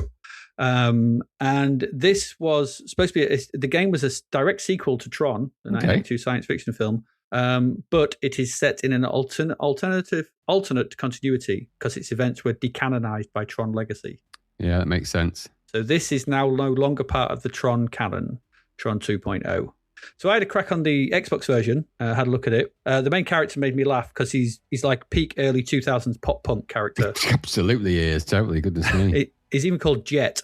This has all the characters. He's also the son of Alan. He's the son of Bruce Boxleitner. And he gets sucked into the net, and he's called Alan 2 for some reason. Well, he would be, yeah, because his dad was Alan 1. But he's called Jet. Why are he called Jet 1? Well, he's called Jet Bradley. It's Alan Bradley and Jet Bradley. They're the Bradleys. Yeah, but I know that, but weirdly in the game he's called Alan 2 at some point. I was like, I don't know what. Yeah, why aren't you called Jet 1? Yeah, right. But yeah, that's what I mean. We don't make these rules. No, we don't. But playing the Xbox version was quite an eye-opener because it's essentially just a series of small rooms. You just sort of solve these puzzles in. And weirdly enough, the one thing Tron never was a first-person shooter. No guns in Tron. No. So it's weird. You have discs. They throw discs at each other. And you can throw a disc in this, but you've also find guns. And you can shoot guns or laser guns or whatever they're called. Things like that. And if you look at that cover for the game, he's holding a massive gun. And that's a weird sort of way to take this game in, but it just shows you what the sort of landscape for video games was in 2004. It's a first-person shoot. First person. It's like, well, he's got to have a gun, hasn't he? No, he's got a disc. I can imagine these discussions happening when the design was being done for this. Yeah. Because it doesn't feel like Tron. Well, no. But interestingly, the story for this is quite interesting, isn't it? The setup. So it's to do with the computer virus and stuff. Well, it's more the familial setup because Jet is the son of Laurie and Alan. And in this universe, she is killed in a bizarre accident in the laser lab. So the orange laser kills his mum. That's harsh, isn't it? She doesn't get sucked in. She gets sucked into the system. She gets blown out, I guess. The result of that loss causes a difficult relationship between Jet and Alan. I just found that quite interesting because as you read through some of these sort of little bits of stories, little bits of it creep into other things. So as much as this is all disbanded for Legacy, the relationship between Flynn and his son is strained in Legacy instead of it being Jet and Bradley. Mm-hmm. There's no mention of his mother in Legacy, so I'm guessing maybe she died by giant laser as well. It's probably a common theme. If you work around a giant orange transmitting laser, you're running the risk of getting badly injured with that. And then the other thing I noted here is that there's a comic book mini-series called Tron, the Ghost in the Machine, which shows that Jet is actually living in the top floor apartment of Flynn's arcade. And later, of course, in Legacy, he goes back to the arcade to find... So I think there's little bits of this have crept into the story somewhere here and there, I think. But I never played the arcade, but I just found that quite fascinating that there's little bits of story in there. Yeah, but it's all wiped out by Legacy. So none of this really matters. No, absolutely. And they have different names for everything in that. I think they tried to take it in a direction and Buena Vista is Disney, of course. Disney had something to do with this, but... Yeah, I think, it's a weird sort of like... Just in the middle of nowhere, this kind of like really official, I would say, I mean, it looked like a fairly big budget game for the time. Absolutely. I don't know what they thought, why just bring out Tron again in 2004, 22 years after really done anything with it. Interestingly as well, the grid is mentioned in the comic, The Ghost in the Machine. Mm-hmm. So I think that's where they've got the grid from. So I think they've borrowed little bits of some of the stuff from Tron 2.0, have made it into Legacy, even though it was decanonized. Quite possibly, yeah. I think there's little bits in there. So there's a Tron wiki, tron.fandom.com. You can go there and you can explore all the Tron shenanigans you want. You could be in there. In fact, if you spend there too long, it'll beam you in and you become part of the actual world of Tron. So there's all that stuff in there, and there's an entire story thread, an entire explanation about grid, why there's grid bugs, and what it all means. It's all in there. So if you could go and read that comic. I'm not going to do that, but you could go and do that. But that's all in there, and parts of it have made it into what becomes the later series of everything else in the later shows. So interesting. And before we take a break and come back for Legacy, you found something out that Legacy was not the first sequel, possibly. No. Well, this was quite just a little random discovery, really, because I was doing a bit of nosy about. I was actually trying to get the soundtracks to the Trons because I did actually have, as it turns out, one of them. But I was trying to just get some of the sounds, obviously, for the interstitials and for the podcast. So I was trying to track down some of the arcade sounds, actually, and I found a website that had those on. And so as I was doing some searching around, I suddenly found that there was a mention of something called Tron 1.5, and that was an entire soundtrack for Tron 1.5. Now, I'll put the link in the show notes for this, because the entire Tron 1.5 original soundtrack is available on Bandcamp. Now, this was for a Tron movie called Tron Rise of the Virals, or at least that's what its name. And it says in the blurb here, 2nd of February 2011, and it put here, the album is now free to download again, because obviously there's been some shenanigans. But in late 1998, I, the person who was the author of this, was commissioned to compile and produce the soundtrack for a sequel to the film Tron. A draft of the story had already been written, and early filming had begun, as reported by ZDNet in July 27th, 1999. As I understand it, the film was kept in great confidence with the producers as Pixar and was still in negotiations with Disney about the responsibilities of the production teams. Rise of the Virals was a fantastic but much darker storyline from the original, different from the Into the Machine pitch made to Disney's by another party.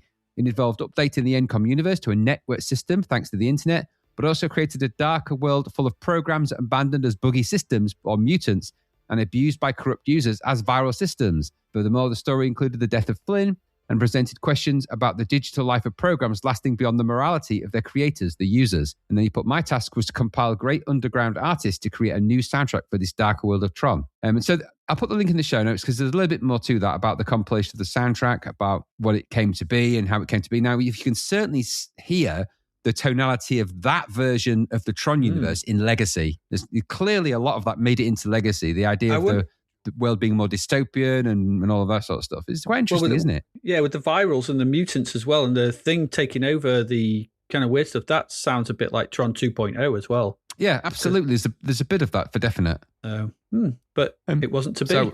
No, and I'll put the show notes in there. This is created, by the way, by somebody who just calls themselves Flynn 1.5. And now I don't know if that's the designation. It would. Maybe they don't exist. But I'll put a link to the Bandcamp page where you can download this for free, completely for free. The soundtrack. It is a soundtrack compiled of different, but no, obviously it's not a soundtrack as in like a Wendy Carlos or as the Daft Punk version. It is a collection of music for the film. But it's an interesting take on that, and there's some quite interesting stuff in there. And there is something by Carl Walters in there, and there's some other stuff in there. I'll let you go and discover that for yourself. And some of that music may or may not make it into the podcast. But there was a Tron 1.5. Rise of the Virals, though, sounds a bit... It reminds me of Rise of the Lycans, that Underworld film. Yes, I'd agree with that. So it's pretty much the same. I'm actually trying to see who created this soundtrack and who was asked to compile it. It looks like there's somebody called I don't know, Audio Hacker. There's a whole bunch of names. Tiger Mendoza. I don't quite know whether that's the names of the artists or anything. Anyway, long and the short of it is, I'll put this link in the show notes and you can go find that. But there would have been a Tron 1.5. Would you called it that though? I think they'd have called it Tron Rise of the... I'm glad they didn't call it that actually. Yeah. Rise of the Virals sounds like, doesn't sound very good. No. So on that note, right, we're going to go take a quick break. We're going to come back and we're going to talk about the rest of the stuff. So Legacy, Ares, and all the stuff around Legacy, because there's quite a lot. And me and Graham will probably get into a punch about Ares, but we'll see how that goes. I'm only joking. Be virtual anyway. We'll have the virtual one. We'll go into the grid. I just want to actually say as well that I've been keeping an eye on it, and we've ticked over our Kickstarter goal. Yeah. I can see it's at 7,997 according to my chart here, but 8,001 on mine. Yeah, it's just gone up. Yeah, 8,001. So that's it. We are funded. There you go. That was live as it happened. It happened. There you go. I've just watched it tick over. So that's quite cool. Amazing. So the Zapped the Past book is going to be a reality. That's very exciting. Thank you to everybody who's pledged. Yeah. Everybody that's upped the ante in these last 24 hours. Everybody that's made a commitment to that. This is happening because you've made it happen, and that's an amazing thing. A really amazing thing, I have to say. I honestly, what a day. I'm over the moon with that. Yeah, wow. It's been crazy today. I was absolutely shitting it earlier, but... why? Because we weren't going to make it, or because we are going to make it? And I was hoping we would, but you never know. We were so close, and yet this morning it felt like we were quite a way away. Yeah, it's gone. A lot of people have sort of rallied round today. And they have. They really every backer, everybody that's backed us, and to get us to that point, we've still got 35 hours to go. So who knows? We may get, maybe more books to be done and printed and sent out. But thank you very much to everyone. That was literally, wow, that's live. There you go. As it happens. I think I do need a break after that. That's amazing. Right. We'll see you in a bit. We'll come. And we are re-resed back from all that. We've been let off the torture rack by Sark to talk about Tron Legacy. Now, Tron Legacy is interesting because before you get to Tron Legacy, Graham, we need to talk about the in-between bits that came around it, the multimedia barrage that Disney launched for Tron Legacy. And it's multimedia. The first thing that comes out is Tron Betrayal. Right. So Tron Betrayal is a 2-issue comic book miniseries which serves as the official lead-in to the film Tron Legacy, published by Marvel in 2010. This series is set in 1983. Right. So shortly after the events of the original film Tron, Kevin Flynn has become the CEO of I've never read this, by the way. This is just the blurb about it. Kevin Flynn has become the CEO of the software company Encom, which he has built into the largest video game company in the world, while secretly building the Grid. So this is where the Grid comes from. The Grid. A virtual reality inhabited by increasingly sentient programs, ultimately including the mysterious isomorphic algorithms, or ISO for short. The ISOs.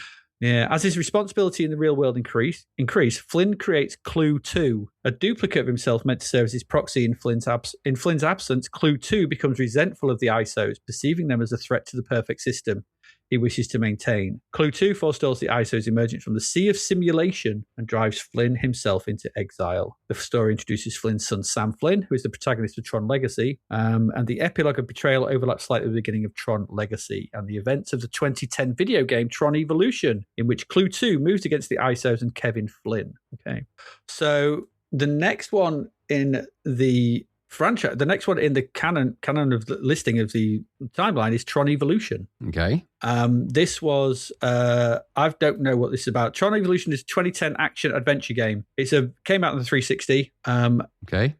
I never played it. I didn't even know there was a Tron Evolution game, and I was into video games heavily at this point. So I don't know where this. I have no idea. I don't know. Tron Legacy, with its game taking place before the events of the film. I don't know. I don't know. I don't have much of the story here, unfortunately.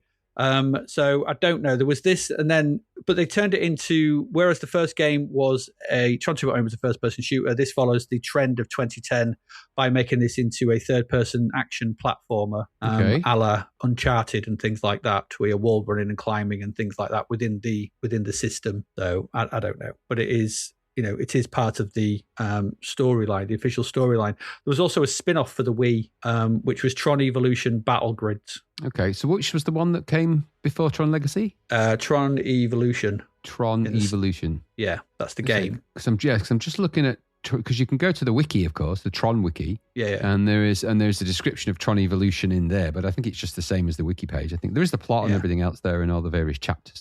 But I've never even heard of it. Never heard of it. No, it sets up something to do with, obviously, the forerunner to Tron Legacy. But my issue with this is if you start spreading your story across multiple formats and so comics, video games, cartoons, TV stuff, and then ultimately the film. And the stuff in the film, which is kind of referencing back to stuff in those other formats, it's like I don't know what's going on. Yeah, it's some of the problem that the most modern Marvel stuff's got, because the Marvel, from like post Endgame, where it all split out and you had the TV shows, you had the WandaVisions and all the She-Hulks and all that, like, while existing against the films that came out, and they're all back referencing each other, and you're like, there's too much for me to actually remember now and take in. Yeah. And I think this is probably maybe it's an element of Tron Evolution, because you also had Uprising. Mm-hmm. Now, this came out a couple of years after Legacy, so this was the cartoon. Mm-hmm. That's right. Animated science fiction television series produced by Disney. Beck is a young anthropomorphized computer program who becomes involved in a revolution inside the computer world of the grid against the villainous Clue 2.0 and his henchmen. Beck adopts the persona of legendary warrior Tron and becomes the enemy of General Tesla. Subsequently, he is trained by the actual Tron, who I thought was Rinsler, but what do I know? Yeah, what do we know? Who also mentors him to grow into a courageous and powerful leader. Like, okay, so this is made 2 years after the film, but it's set before the film. Did you ever see any of these? You will be. No, I didn't. No, I didn't even know they existed until I was doing some research for this. Yeah, and I've actually subsequently watched them. The art style's quite interesting because the director of the animation for those was the guy that directed the Gorillaz music videos. So it's got that kind of style. Okay. And they went for a very distinct, not CG-ish. So they could have gone straight for the CG juggler, couldn't they? They didn't. It's still animated, which is quite interesting. And some of the designs that were in it were designed by a guy called Daniel Simon. He is actually the designer of the vehicles in Tron Legacy. So the look of everything in it has a coherency to Legacy, obviously. But I think what you're describing with all this convolution is a backpedaling of epic proportions, because at a certain point, every single one of these directors, artists, creators has realized that the first film was about fuck all. So they've had to sort of create an entire back catalogue of stuff that happened. And inevitably, when you do that, as you rightly say, it gets convoluted beyond reality. So we've gone from what is a thing about video games to having isomorphic life forms and sorts of, this entire world's up in uproar, and you've got uprisings and trouble and all of these things. And it's just guys throwing frisbees at each other, really. So it's just that they almost feel like they have to justify the existence of the game space in Tron with convolution, as opposed to it just being a place where programs go, where games happen, and a space for that. It's funny that they had to do that. They feel they have to create a compelling universe for Tron, even though they already had one with video games, which Wreck-It Ralph does, for example. Wreck-It Ralph does it perfectly well. So I was going to mention Wreck-It Ralph at some point, because Wreck-It Ralph is probably the other game that's set in the sort of computer world like this and that we'd recognise. But all this just leads to Legacy. It does. It gets there. All roads lead to Legacy at some point. All roads lead to Legacy. So prior to us doing Tron, I'd only ever watched the first 20 minutes of Legacy, and I turned it off. I turned it off in annoyance, and I think I'd done it twice. Right. Both times I was like, I'm going to watch this, and I'd be like, oh God, I just don't like this. And I thought, well, for this, I'm going to have to sit through it. I'm going to have to watch it. And my initial reactions were spot on. I don't like Legacy. I really, really don't like Legacy. No, it's not for everybody. Now, before we get too far into it, though, let's just talk a minute about when it first appeared, when the talk of Tron Legacy appeared, because it had been Tron, it was radio silent about Tron, and the games were out there, and then this footage was released from Comic-Con of a Tron sequel game. Tron sequel film. Nobody had seen any about this. Nobody had heard anything of it. Tron Legacy hadn't even been mentioned anywhere in terms of nobody even knew it existed. And then it was shown, I think they were showing the trailer for something else, like a clip of something else. And then this just cut in. So in the middle of this Comic-Con, and there's footage on YouTube, you can go and find it on YouTube. Yeah, I remember that now. All the people were watching a trailer for something, and then all of a sudden, they just see a small sequence of the light cycles bit from Legacy, where a light cycle flies in, it shoots out the blade from behind it, like which is in old money was the sort of wall of the trail, but in Legacy world, it becomes like a laser glass thing that shoots out. And for that small sequence that they showed, everyone just went, wow.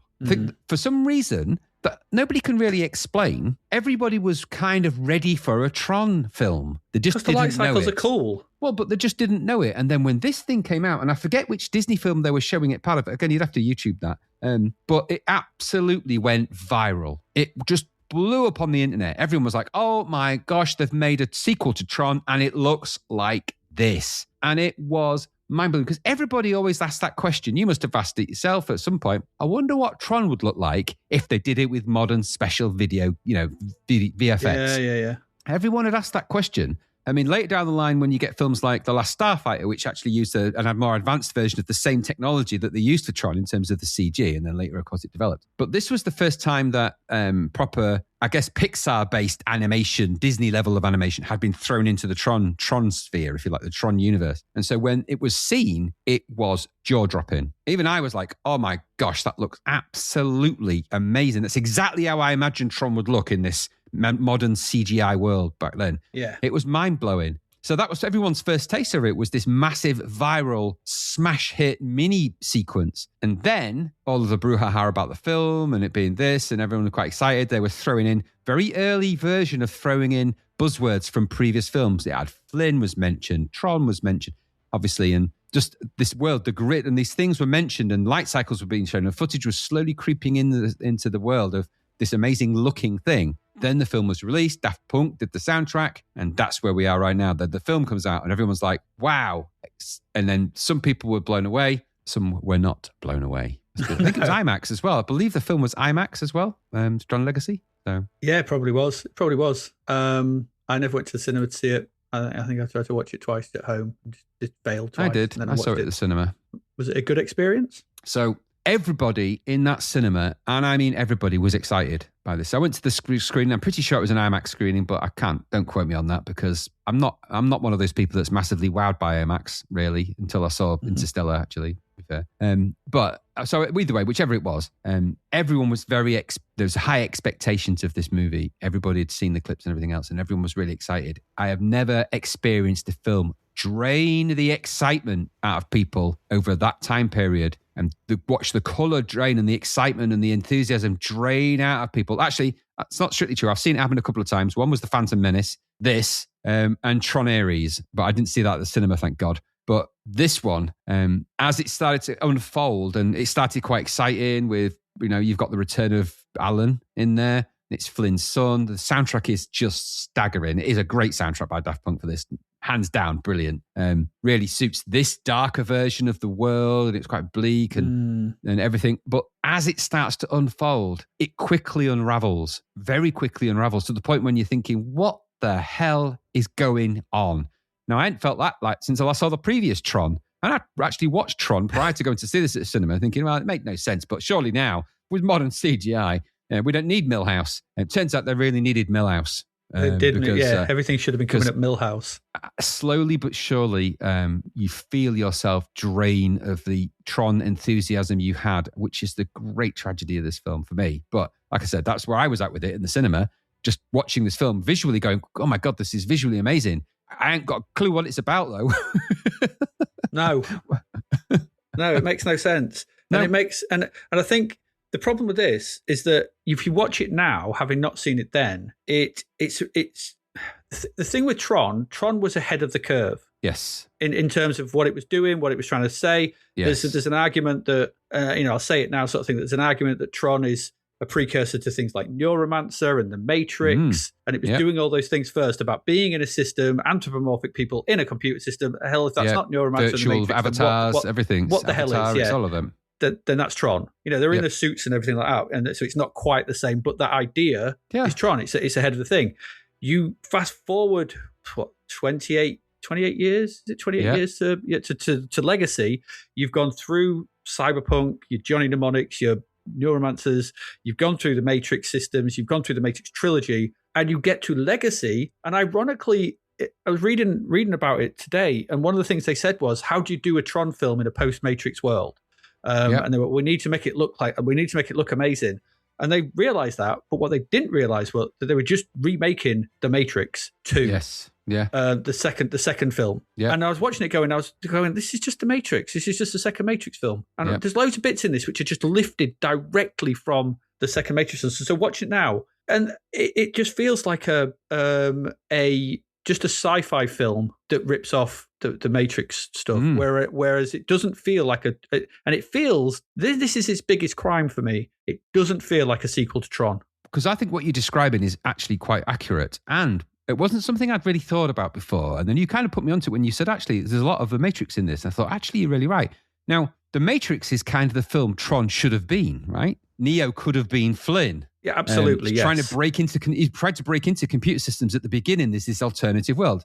So he gets beamed into that computer world. This Tron and the Matrix have a very close alignment. Except Tron's gobbledygook and Matrix, it's still gobbledygook, but it's not as quite as convoluted gobbledygook. Now, in an ironic twist, the Matrix movies end up going full-blown gobbledygook. Gobbledygook. Yeah. By the third so one, I think maybe there's something to say about if you set a film in a computerized world like that, at some point you're going to be overwhelmed by the complexity of the world you're creating because it's hard to rationalize. Yeah. Now, Legacy went completely wild with it. Whereas, and I absolutely agree with you. I think there's, the Matrix movies are the modern Trons. They're where Tron should have been, really. It's kind of the modern retelling of it. And yes, that's a version of Alice in Wonderland. Okay, we get it. So if there's anything, Alice in Videoland is probably actually the very first game where somebody's transported into another universe. So we can all agree on that. That's a deep pull. It is. But I mean, just to say, you're exactly right. And when you said it to me, and again, it was something that had never really occurred to me before. I'd never drawn a parallel between the Matrix movies at all and Tron. I think because even though I knew they were kind of the same notion, the Matrix have just got bullet can, machine guns, helicopters, red pill, blue pill, and all of that. I get all that. You think of Tron, you think light cycles. The residents. What the bloody thing called again? Recognizers. Damn you! It's such a shit name for what they are that it's not lodging. Yeah, but you're not recognizing the fact they're called recognizers. There's an irony in every time you say it. I know the recognizers. They're all those cool designs and everything. The Sid Mead stuff. All that stuff is the thing you remember. So you remember those cool bits. Like you said, the Matrix, you remember the fight scenes, the whizzing round, the bullet time, all those kind of cool stuff. He is the one. You remember all those bits. But those, like you said, they're very closely aligned. They're essentially the same thing. They're just the one in a computer system. They absolutely are. And so, at least the first two Matrix movies. Flynn has superpowers, remember? He does in this one. Because in the first one, he has superpowers. He can do stuff which no one else can do. One.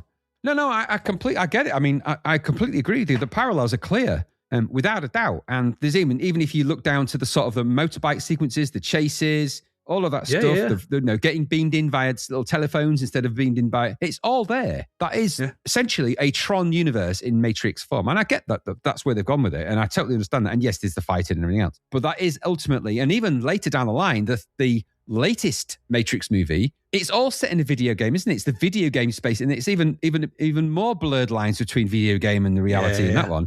But here we are with Tron Legacy, and you're exactly right. This is essentially the Matrix Reloaded, I think, is it the second one? Yeah.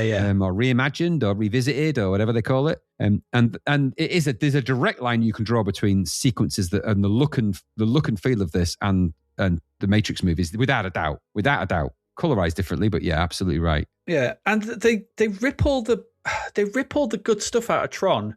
And because essentially, if you think about video games and stuff that were around, like the Xbox 360 era gets a lot of stick for this because it was all very dull brown. Yeah, the Unreal Engine, it's fleshy walls and things. Yes, you had all that. Everything was a bit grimdark. You had new metal as the music soundtrack and everything. Yeah, Gears of War. You had all that kind of thing. And this feels like a right slap bang in the middle of that. Because the thing what I noticed when watching this was how the colours in Tron are like. I was watching Tron. I watched all these on 4K rips, 4K HDR rips.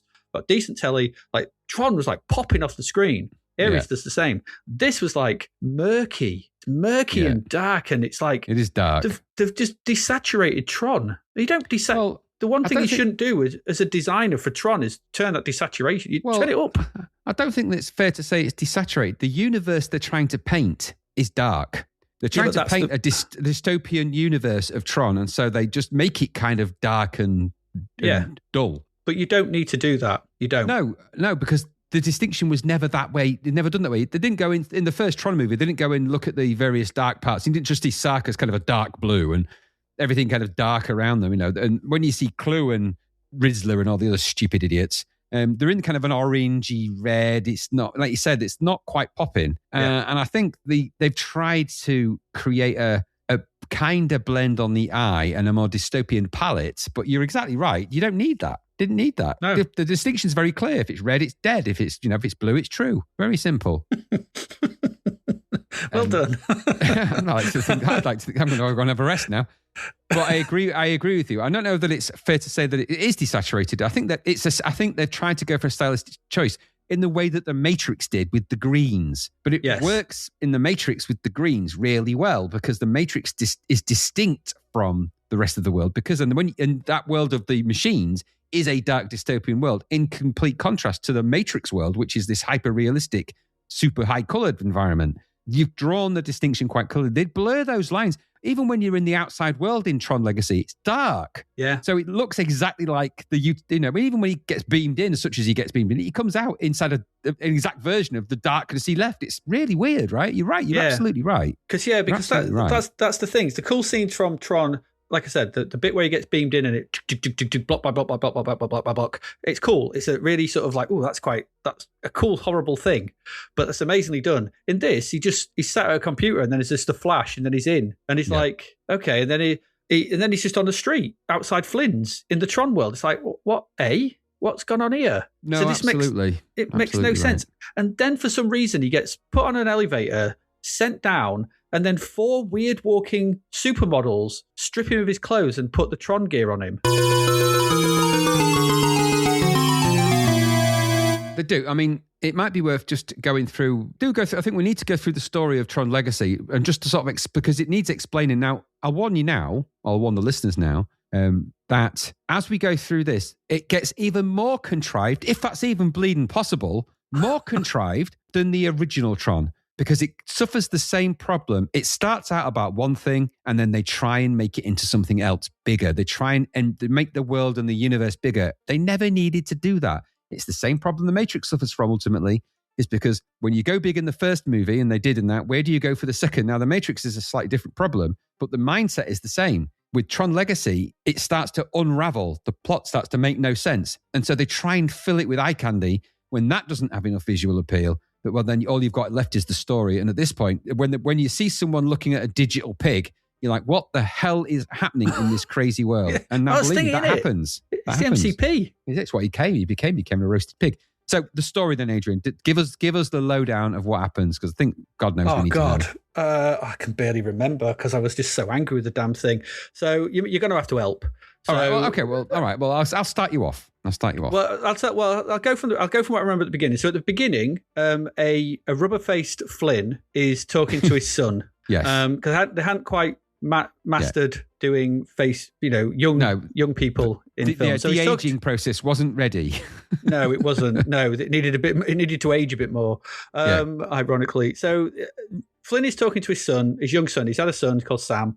And he's telling him about the world of Tron, basically the grids and the amazing things like that.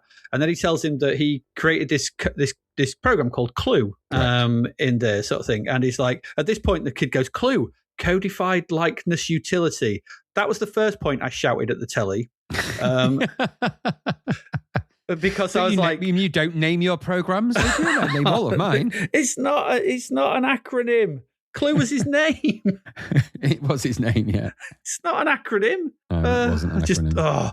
Anyway, so he's telling him about this, and then and then he basically Flynn goes missing. He goes missing, and the board is Sam becomes part of the board, but I think it then flits forward, doesn't it, about 20 years to 2010. So it jumps forward, and Sam is essentially a bit of a rebel. You know he's a rebel because he rides a motorbike, and he basically breaks into at night. He rides a motorbike at night, turns his lights off to avoid the police, and then breaks into NCOM where there's a board meeting going on because NCOM are about to release some new operating system. It's a brand new operating system, and he breaks in and he hacks into the computers, and then in a weird, in a very strange cameo, Cillian Murphy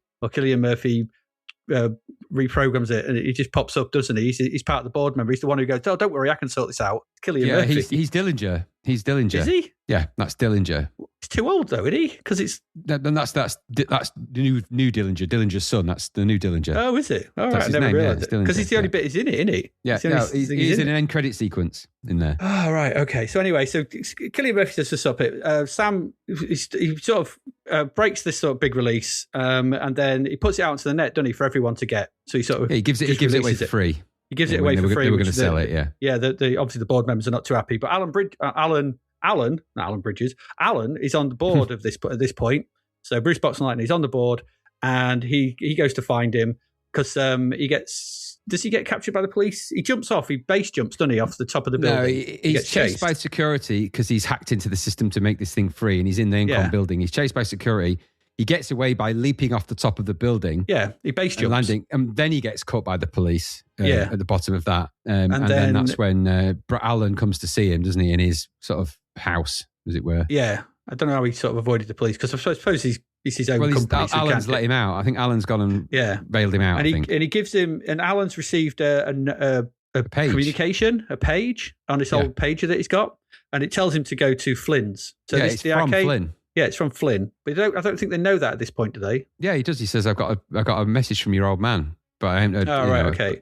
So then he goes to Flynn's, the arcade. So Flynn's has been shuttered, but the arcade is still there. With all the old arcades still in there. And power. And power. Nobody would have left those old arcades in there. Nobody. They would have been gone. They'd have been raided long ago. Absolutely. Oops, sorry. And then they would have. So at that point, he starts to use the computer to try and communicate. He discovers a secret computer behind an arcade. Yeah. And he starts to use it. And but aimed straight at that is the teleportation laser, the matter transmitter laser. For reasons. And then it goes off and transports him into the grid. It does. Badly, because it just is a flash and then he's in the grid, which is still at Flynn's. There's no fancy sequence, No. So then he gets taken. You'll have to go from here because at this point I was like, does the women turn up and dress him? I was like, what's going on? It's a fairly straightforward remake of the first movie, actually, at this point. So he goes to the arcade, he's beamed in because Flynn had been beaming himself in and out of the grid. And Flynn, at this point, has disappeared for all this time. And then so that's why when Alan gets the message from him on his pager, he's like, what the hell? Where's this come from? I thought he just disappeared. Now, they don't know that he's dead, but he's just assumed dead. Anyway, so young Flynn goes to the arcade, and or should I say, what's he called? The new Flynn, Sam. So Sam Flynn, Sam. He gets beamed in, like you say. He goes, and then he goes through a similar sequence to what Tron did. He's inside the game world. There's no MCP to speak of at this point. Clue is kind of in charge of everything. He is dressed by 4 backwards walking models who whisper something about him being different because, of course, he's now a user. Even though they're completely familiar with users in this world because that's something that had been established 20 years before. So the idea of there being users in this universe isn't new. They exist and have done for some time. There's already, not only is there one, there's been one going in and out for 20 years. So this idea of him being different is never really explained. So they dress him in Tron, suits and give him a disc, which is different to the original discs. Now they've got like a more of a, I guess, they look a bit like that. Remember that Xena warrior princess? She had that ring. So it look a bit like that, whatever they call them. Yeah. And then he is then placed into a game fighting space, which is again the light cycles at this point. He is fighting other computer opponents. Luckily, he knows how to ride a motorbike. Thank you for establishing that at the beginning of the film, so we know he can ride motorbikes, because otherwise... And he even says it, doesn't he? He goes, this I can do. And that's the other thing. The lead character in this is annoying as hell. Oh, he is a knob. Massive knob. And so he goes into battle with... Now, this is where it gets a little bit complicated to explain. So in this universe, you have Clue, who is kind of the baddie. He's surrounded by acolytes, so he's a bit like the Emperor in Star Wars in that he has other characters that kind of circle him. And he's got a Darth Vader character, and his Darth Vader character is called Rizzler.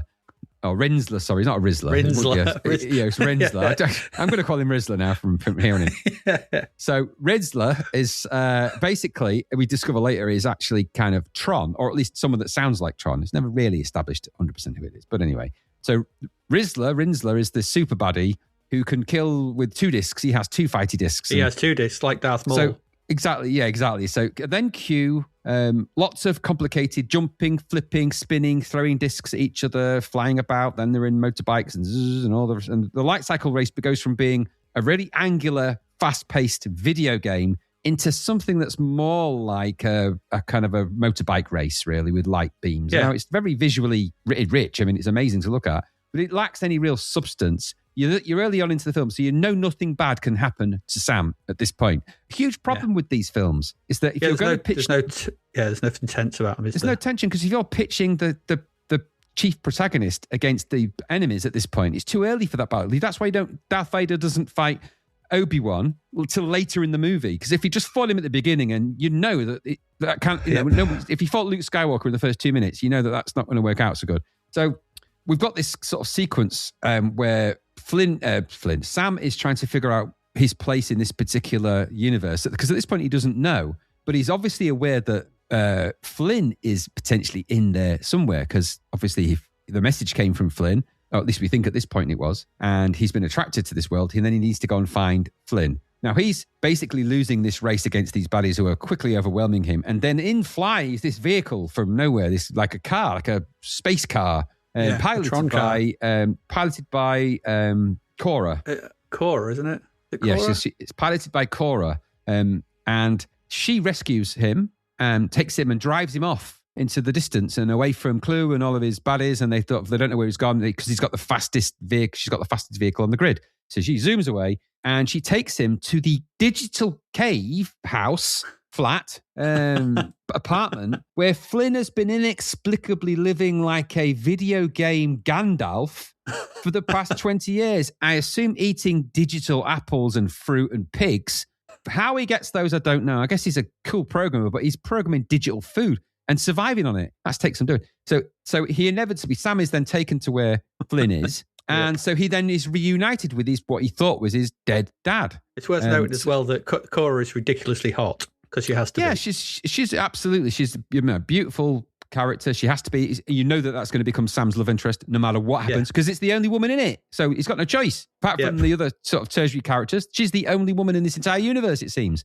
Certainly the only one that's not vacuous, model, murderous. So anyway, so they go and see Flynn. Flynn is now I hate to use the term hippie, but that's kind of what he was anyway. So he's actually turned into the Big Lebowski version of Jeff Bridges. Yes, he has, yeah. So he's digital Lebowski in there, you know. What you doing, man? I'm going to knock on the universe and smoke some wheat in it. He's that. Digital Lebowski. And it turns out that Tron, oh God, I'm doing it again. It turns out that Flynn's disc is still a thing. He's still got the disc, his original disc. Now, bear in mind, I don't think he ever really had one that had any power in it, and he never uses it for anything in any of the Tron movies. But in this one, it's got all of the code in it that can release everything in the world. It's the most powerful disc.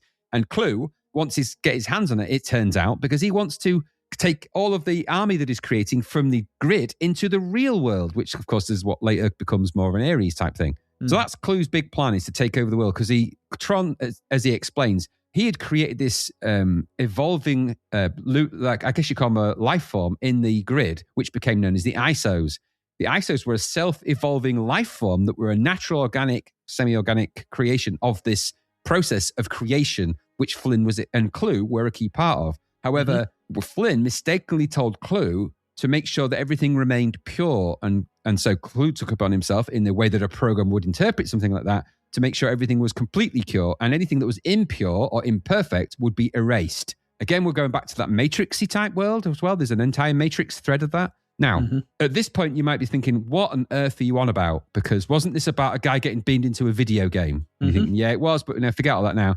So now we've got Flynn and Cora and Sam. And they decide that they are going to release, they need to get Sam to this digital portal that has remained open from when Sam was beamed in. It's still open, but it's closing, so they need to get to that. In order to get to that, they need to go and see the legacy version of the Maravigian from... yes, which is Michael it turns Sheen. out that So it turns out, firstly, that he says, well, let's get out together. Sam says to Flynn, we should leave together. Finally, I can get you out of here. Flynn doesn't actually want to leave. He likes it there. He doesn't really like it there, though, but he's saying he does because he's trapped in a, and how he comes to be with Cora, what the relationship is with Cora. She's the last ISO, it turns out, but why she's decided to it's a bit of a strange relationship, I feel. However, Flynn says he doesn't want Sam to do that, and then they should stay hidden and just stay out the way and then let Clue do what he wants to do. Without that disc and without Sam, there's no way that Clue can ever get to the real world and cause all this trouble that he apparently might cause. However, Sam is not of the same mind, and he decides he wants out. So he says, well, I'm going without you then. So he then goes off to see a version of the Maravigian, which is in a really stupid sequence in a nightclub in the middle of this digital world called what's it called? The nightclub is the End of Line Club. Of course it is. So, and it's at the top of this giant tower. It's so stupid. So they go to this person who double crosses them. That person is played by Michael Sheen in a really weird, stupid outfit. It looks really stupid. He looks like Mr. Freeze from Batman movies. Yeah, he does. And so a fight ensues, of course, between Sam and the people that are trying to capture him. Clue is already on his way because Clue knows that Sam's now in there and he knows that that's probably where Flynn is. By this point, so Flynn then leaves to chase after Sam and Cora. Clue then discovers Flynn's house and just trashes it in an angry exchange, just starts trashing his ornaments. It's like, what the hell is he doing? He just goes there. Then discovers where they've gone because they see them going to the End of Line Club. So all roads now lead to the End of Line Club and a giant fight's going to break out. Luckily, Daft Punk are the DJing, so the music's going to be pretty good, isn't it, in there? That's actually Daft Punk in there. Yeah, I know. And then so a big fight breaks out. And then in the middle of that fight, Flynn appears and unveils at this point that he has some kind of magic power, of which he can thump the ground and switch the lights off. Now, I would argue that's not a power. That's just, he probably just thumped I think he just blew the fuses, really. Flynn. Flynn, you're blowing the fuses, you dickhead. He tripped the box. He just trips the air. Exactly. He just trips the fuse box. Oh, hang on. So then you've got Flynn and Sam and Cora now trying to escape the End of Line Club. They kind of leap out of the window to do this, or they get away from it. But of course, in that space of time, Flynn's disc is captured by Clue. So they're getting away. They realize that Flynn's disc is captured and they think, right, well, we can't leave it there because that leaves Clue in a very powerful position. We're going to have to get the disc back. So they then go back. Meanwhile, at this point, Clue is just descended into talking to a giant army, which previously had just never really been around. But now he's got a giant army of whatever the fuck they are. Null units, I guess what they are. Yeah. So he's rallying support for his invasion, a potential invasion, by just doing lots of big speeches. And these films are full of big speeches. Mm-hmm. So Sam and Flynn hatch this plan. They're going to sneak in, get his disc back while he's not looking, and get out of there by leaping out of a window. That's exactly what they do. So there's no real tension for that. That's exactly how it works. They do it. They get in. Luckily, the disc is completely unprotected. The most important thing Clue's ever found in the history of him being in that place. And he just sticks it on a shelf and then goes off to give a speech and leaves an idiot in charge of it. So you got to give a speech. You got to give a speech. Exactly. So Sam and Cora carefully sneak in. Cora gets injured at this point as well. I think she gets her arm chopped off. But yeah, she does. Yeah, Sam powers down slightly, doesn't she? Gets a bit lory. She does get a bit Yori. So they sneak in really carefully. Kill this guy. Get the disc off him, and then instead of sneaking out carefully, they smash out of a window and fly off, which immediately alerts Clue, it would, because he does have a window-based alarm system. If he smashes windows, he's going to know. So we obviously then, luckily, at this point as well, although it's never been mentioned before, they all have instant flying suits. So they can just press a button and fly. So they just fly. So they just take off and fly.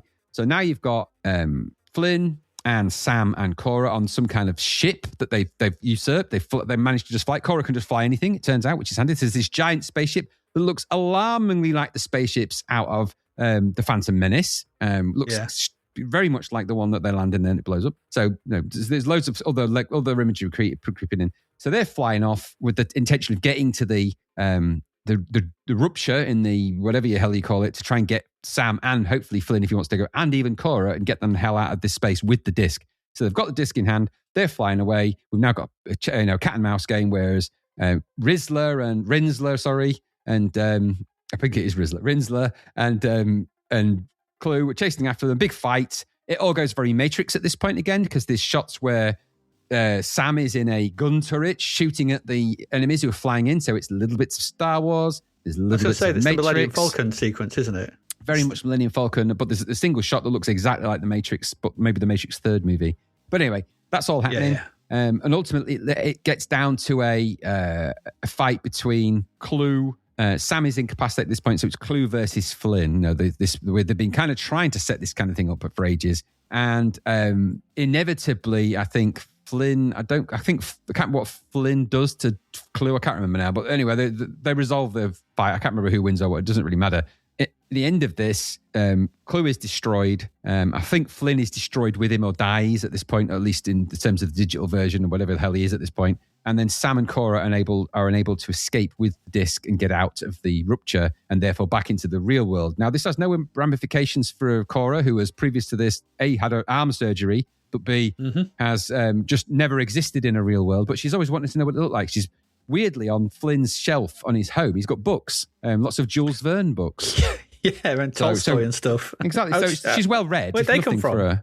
Well, he's digitally recreated them. I hope he was accurate, though. He didn't just, I get a feeling that you open up and it's just like a big dude. He was like some dude just like doing stuff.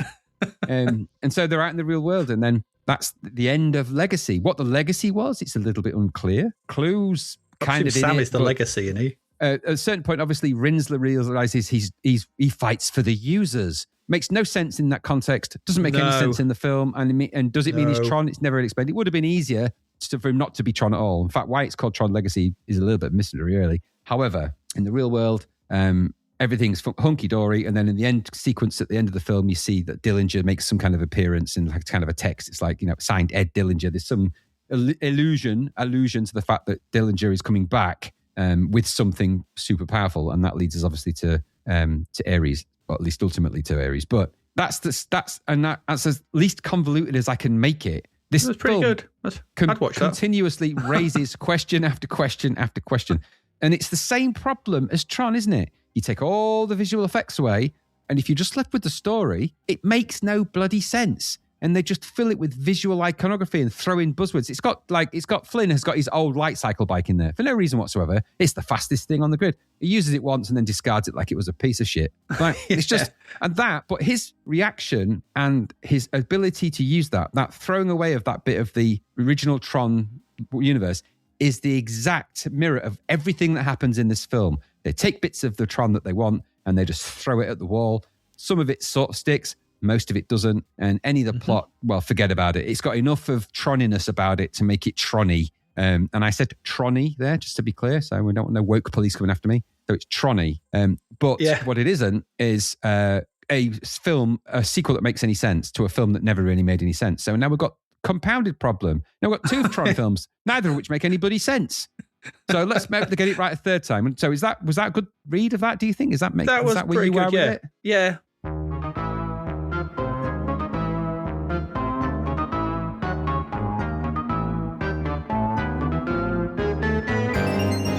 I just didn't like it. I just think it's a mess.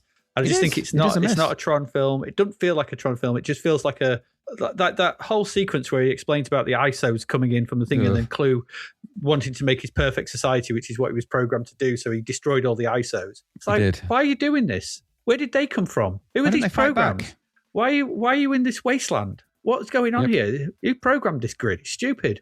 And then on top of this, I don't know if you know this, but there's Tron the Next Day. You know this? I'd heard of it, but I'm not 100% sure what it all adds up to. It's a short film titled Tron the Next Day, chronologically taking place one day after the events of Legacy. Okay. It was included in all home media releases of Legacy. So basically on the Blu-rays and DVDs. In addition to dealing with the immediate aftermath of Legacy, it explores events that occurred between the events of the original film and its sequel. Now, what that says to me is they've realised this shit makes no sense. We have to put something on the home release to try and explain all this crap. Yep. Because people won't have played the game, they won't have read the comic, and they haven't watched the cartoon yet because it's not being made for another 2 years. Yep. So I think there's a whole thing around Tron Legacy where they've just gone, what the hell? Back in 1982, you could kind of get away with rambling nonsense. Loads of films are full of rambling nonsense, and you're just like, experimental, really. You just you saw it, and you were like, wow, those light cycles are cool.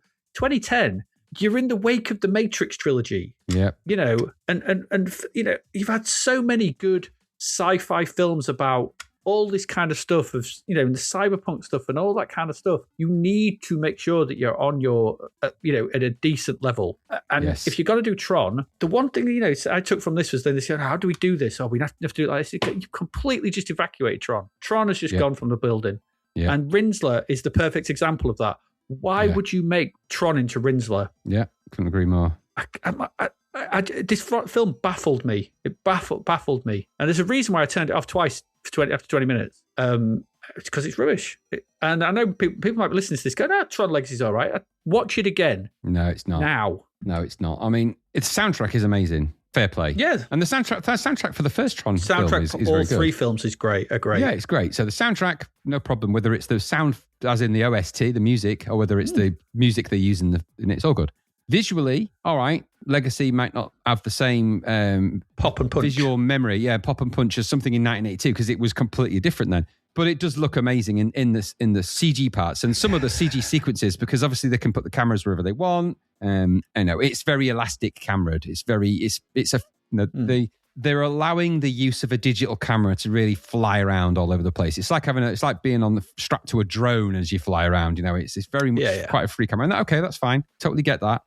But everything else in it is convoluted, overcomplicated. And in the case of Clue, stupid because they didn't need to do that. They didn't need to create a CG version of Flynn and Mickey Young and have that weird rubber-faced. In the context of the video game world, it makes sense for him to be a digital character, fine. And everyone else, I noted, either wears helmets or there's not many characters you actually see the face of, and they've done that deliberately so that you don't compare it to too many other human faces. Not a lot of human faces in this; they're all behind helmets and things. But it doesn't look very good. It's jarring as soon as you see at the beginning. He's got kind of rubber cheeks. They'd have been better off just getting another actor to play it. Nobody would have remembered what he really looked like back then, as long as he kind of looked a bit like Flynn. Everyone, I mean, how many people went to see Tron at this time would have remembered exactly what Flynn looked like unless you told them? It wouldn't have mattered. Yeah, wouldn't have mattered. You'd have expected him to look a little bit different, but no, they decided to do that weird de-aging process, which immediately is, like I said, is so visually jarring because it's not even in the uncanny valley, is it? It's just in the kind of crappy canny valley. Because it's just rubber-faced. I mean, Disney try it a few times. They try it with the Star Wars film, don't they? They try it with Leia in that, and it's a little bit more successful. It's better that and Grand Moff Tarkin, don't they? And then they try it later in The Mandalorian, of course, where it's actually quite alarmingly successful when they bring Luke Skywalker back in that. So they get better at it, but at this point, it's not very good as well. And so you've got that to deal with, and the artifice of that. Then when you do finally meet Flynn and he's this, digital space hippie, whatever you want to call him. I don't want to keep using the term hippie. I don't know how good a term that is for something like that, but it's just a bit new age traveler-y. I don't know what the term is. I think you're fine. You're fine with space hippie. So he's a bit like space hippie. And so, okay, that's where he's gone with it. He's just kind of meditating. I'm going to knock on the sky, whatever it is he says, and all that sort of stupid nonsense. But it's just words and hyperbole in a babble-filled, confusing mess of a film, which lacks the dexterity of plot and character in any format, in any direction, even with the old characters, to be able to convey any kind of proper story to the point when there isn't one, which is why I think you switched after 20 minutes, because in reality, 20 minutes of story is all there is. You've got everything you could get out of that film in 20 minutes, because everything else is visual eye candy and very little else. And it makes no sense. The icos and all of that stuff, it's just gibberish. It just makes no sense. It didn't need to be about any of that. No, it didn't. No. And it immediately falls apart. So you're right. Now, it didn't do so well. Well, it didn't do badly at the box office. It did okay. But it did okay. But it didn't set the world on fire. I think Disney were really thinking it would, especially after the viral stuff. I think they thought everyone's ready for this. And when they brought it out, they forgot to add the story, didn't they? And I think a lot of people weren't very forgiving about that. And on top of that, of course, the inevitable, the Matrix had already been and reset the system. That was the problem here with a lot of these science fiction movies. The Matrix had come along and reset the whole thing. So a lot of films were then being compared to The Matrix because The Matrix is a landmark film when it came out. It's easy to forget that. But the Matrix is as powerful a film of this type than Tron was in 1982. And it's easy to forget that about The Matrix and so many films came along after it that kind of tried to borrow it. And this was clearly one of them. And it was never going to be as good as that. And even The Matrix Reloaded isn't great, but it's a lot better than this. So, yes, it is. So, no, I agree with you. I think I've recently rewatched all of them for this. And it's, like I said, pretty to look at, but there's very little else in it. And that's silly, really. And silly sequences, the end of line club and more libations and just this terminology in the script is written by an imbecile. Like, goodness me. It's rubbish. No. It's rubbish. No. Don't say those words. Goodness. No. And then a bit at the end sort of thing where, again, Flynn shows off his magic powers when he traps Clue when to let them go in the beam to come back to the real world. And it's like, okay, I'm bored of this now. You're just doing whatever you want, It just felt like it just it's like the Matrix. Oh, he is the one again. He's got this power. It's like super contrived. You were the trendsetter. You've now become the copier. This is a copy. Yeah. Copy. Yeah. Ironically, actually, this is a bad duplication. This is the X-copy version with a sector missing, isn't it? Yeah, absolutely. Yeah. The azimuth wasn't in alignment when they copied this one. This is that picture I showed you where it said the copying from work, where the copier instructions were above a shredder. yeah, exactly that. It is. Something's gone badly wrong. Yeah, absolutely. Big budget as well. A lot of money went in there. There was, but anyway, that's Legacy. Legacy's a bit of a mess. And if you don't trust us, watch it yourself. And if you put it with the rubber faces and things like that. And if you're talking about things getting better, it's the young when the Marvel movies get to the young faces, so the young Robert Downey Jr., the young Michael Douglas in Ant-Man, or Ant-Man 2, incredible, absolutely incredible. Things like that. Anyway, that's Tron Legacy. It ain't good. Hey, what's going on?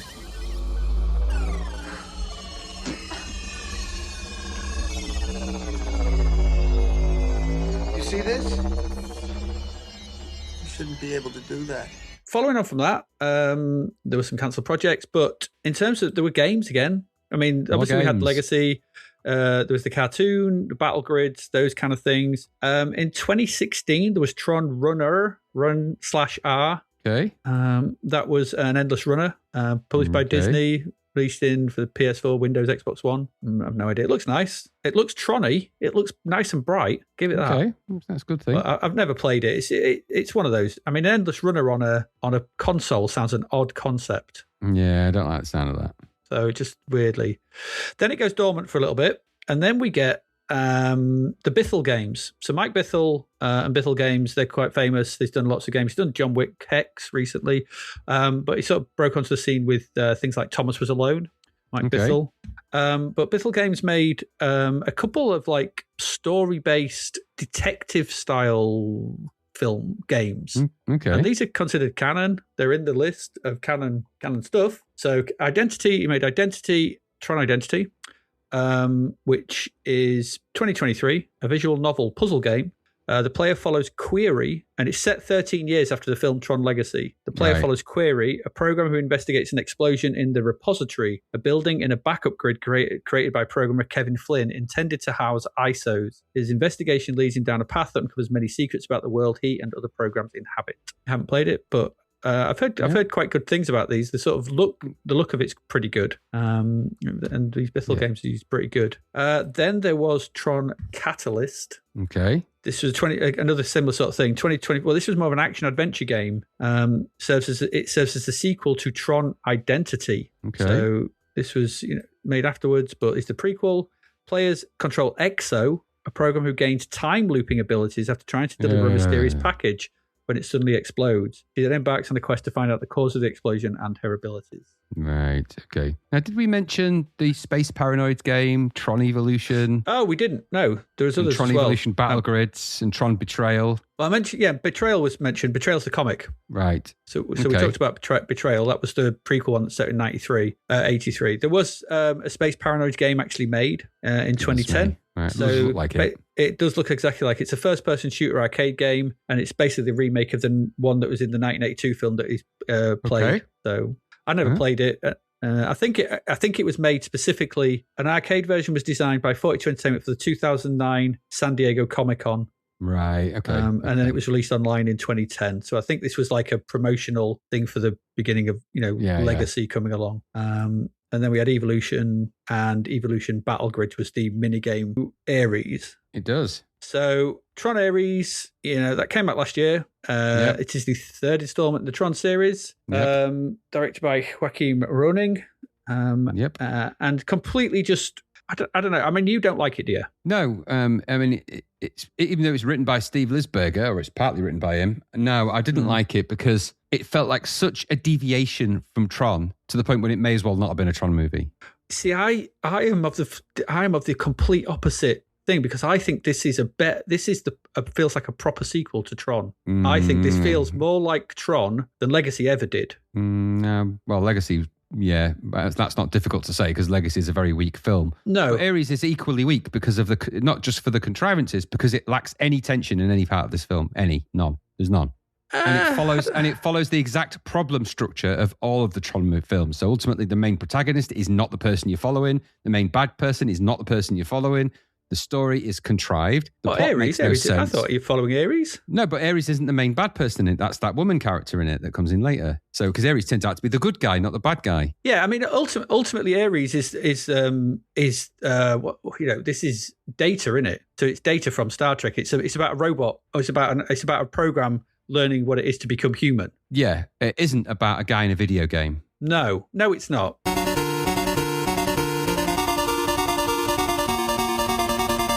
So do we talk about what the story of Ares? Well, you could try, but what you're going to have to do is leap from the contrivance to the contrivance, which are there for both plot armor and plot convenience only, and then stitch that together with every meme from every bit of the film that people go, oh, I remember that, and put those in, because those are the bits that people latch onto, because they're the only anchors to any of this that make any sense visually or in any kind of story sense. So you have to have them. If you didn't have it, this film would be complete gibberish from start to finish. Yeah, okay. I think, and maybe it's because but I don't know if I agree. What I mean is that because I came on to this, and I think you'd set my expectations so low. Because it is rubbish.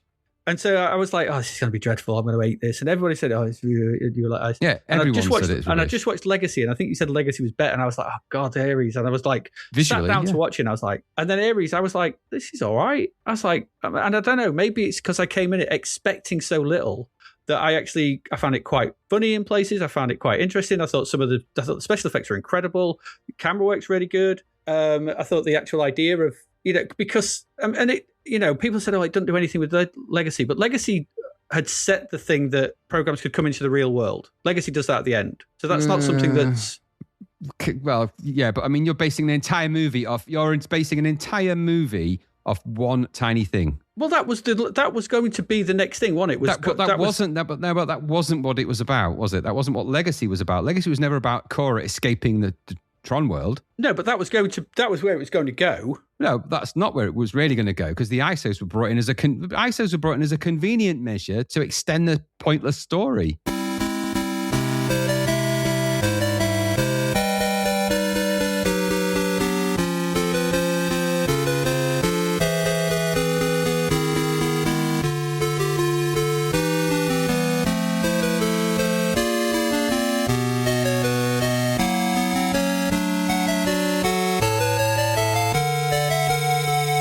Well, according to the development of a sequel to Tron Legacy was announced in October 2010 by franchise creator Lisberger. Director Joseph Kosinski started the script and confirmed that the story would continue from Legacy. He stated that the relationship of the characters of Garrett Hedlund, Flynn, and Wilde, Cora, would be the next step, with the plot following their adventures in the real world. Which it isn't. Which, apart from anything else, it isn't. No, Ares doesn't do that. No, but that's the point, though.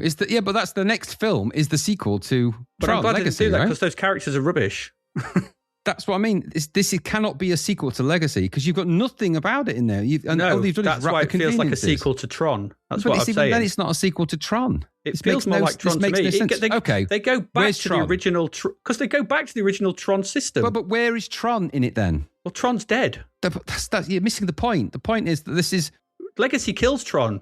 Rinsler gets killed at the end. The point is, this goes into the whole point of this whole arc of this story is that you've got somebody that goes into a video game world. The video game world is the thing that people get immersed into. taking that world out of that world and then placing it for 30 minutes inside of the real world makes no contextual sense whatsoever. And it's relying on such a lean on your ability to just suspend disbelief that it's beyond your ability to do that. It's beyond, because the plot makes no sense. So the point when they were looking at a digital tree in the middle of the Antarctic, where they just happened to have convenient programs and computers, an expert woman, whatever her name was, you can't tell me that there isn't complete convolution wrapped around this at every point, because that's how they've protected the story, such as it is. They're protected it by just making everything explanatory, explained away by the idea that it's some kind of legacy thing, linked to the old story. So they just happen to have an old laser that happens to be able to just beam people and fire things in.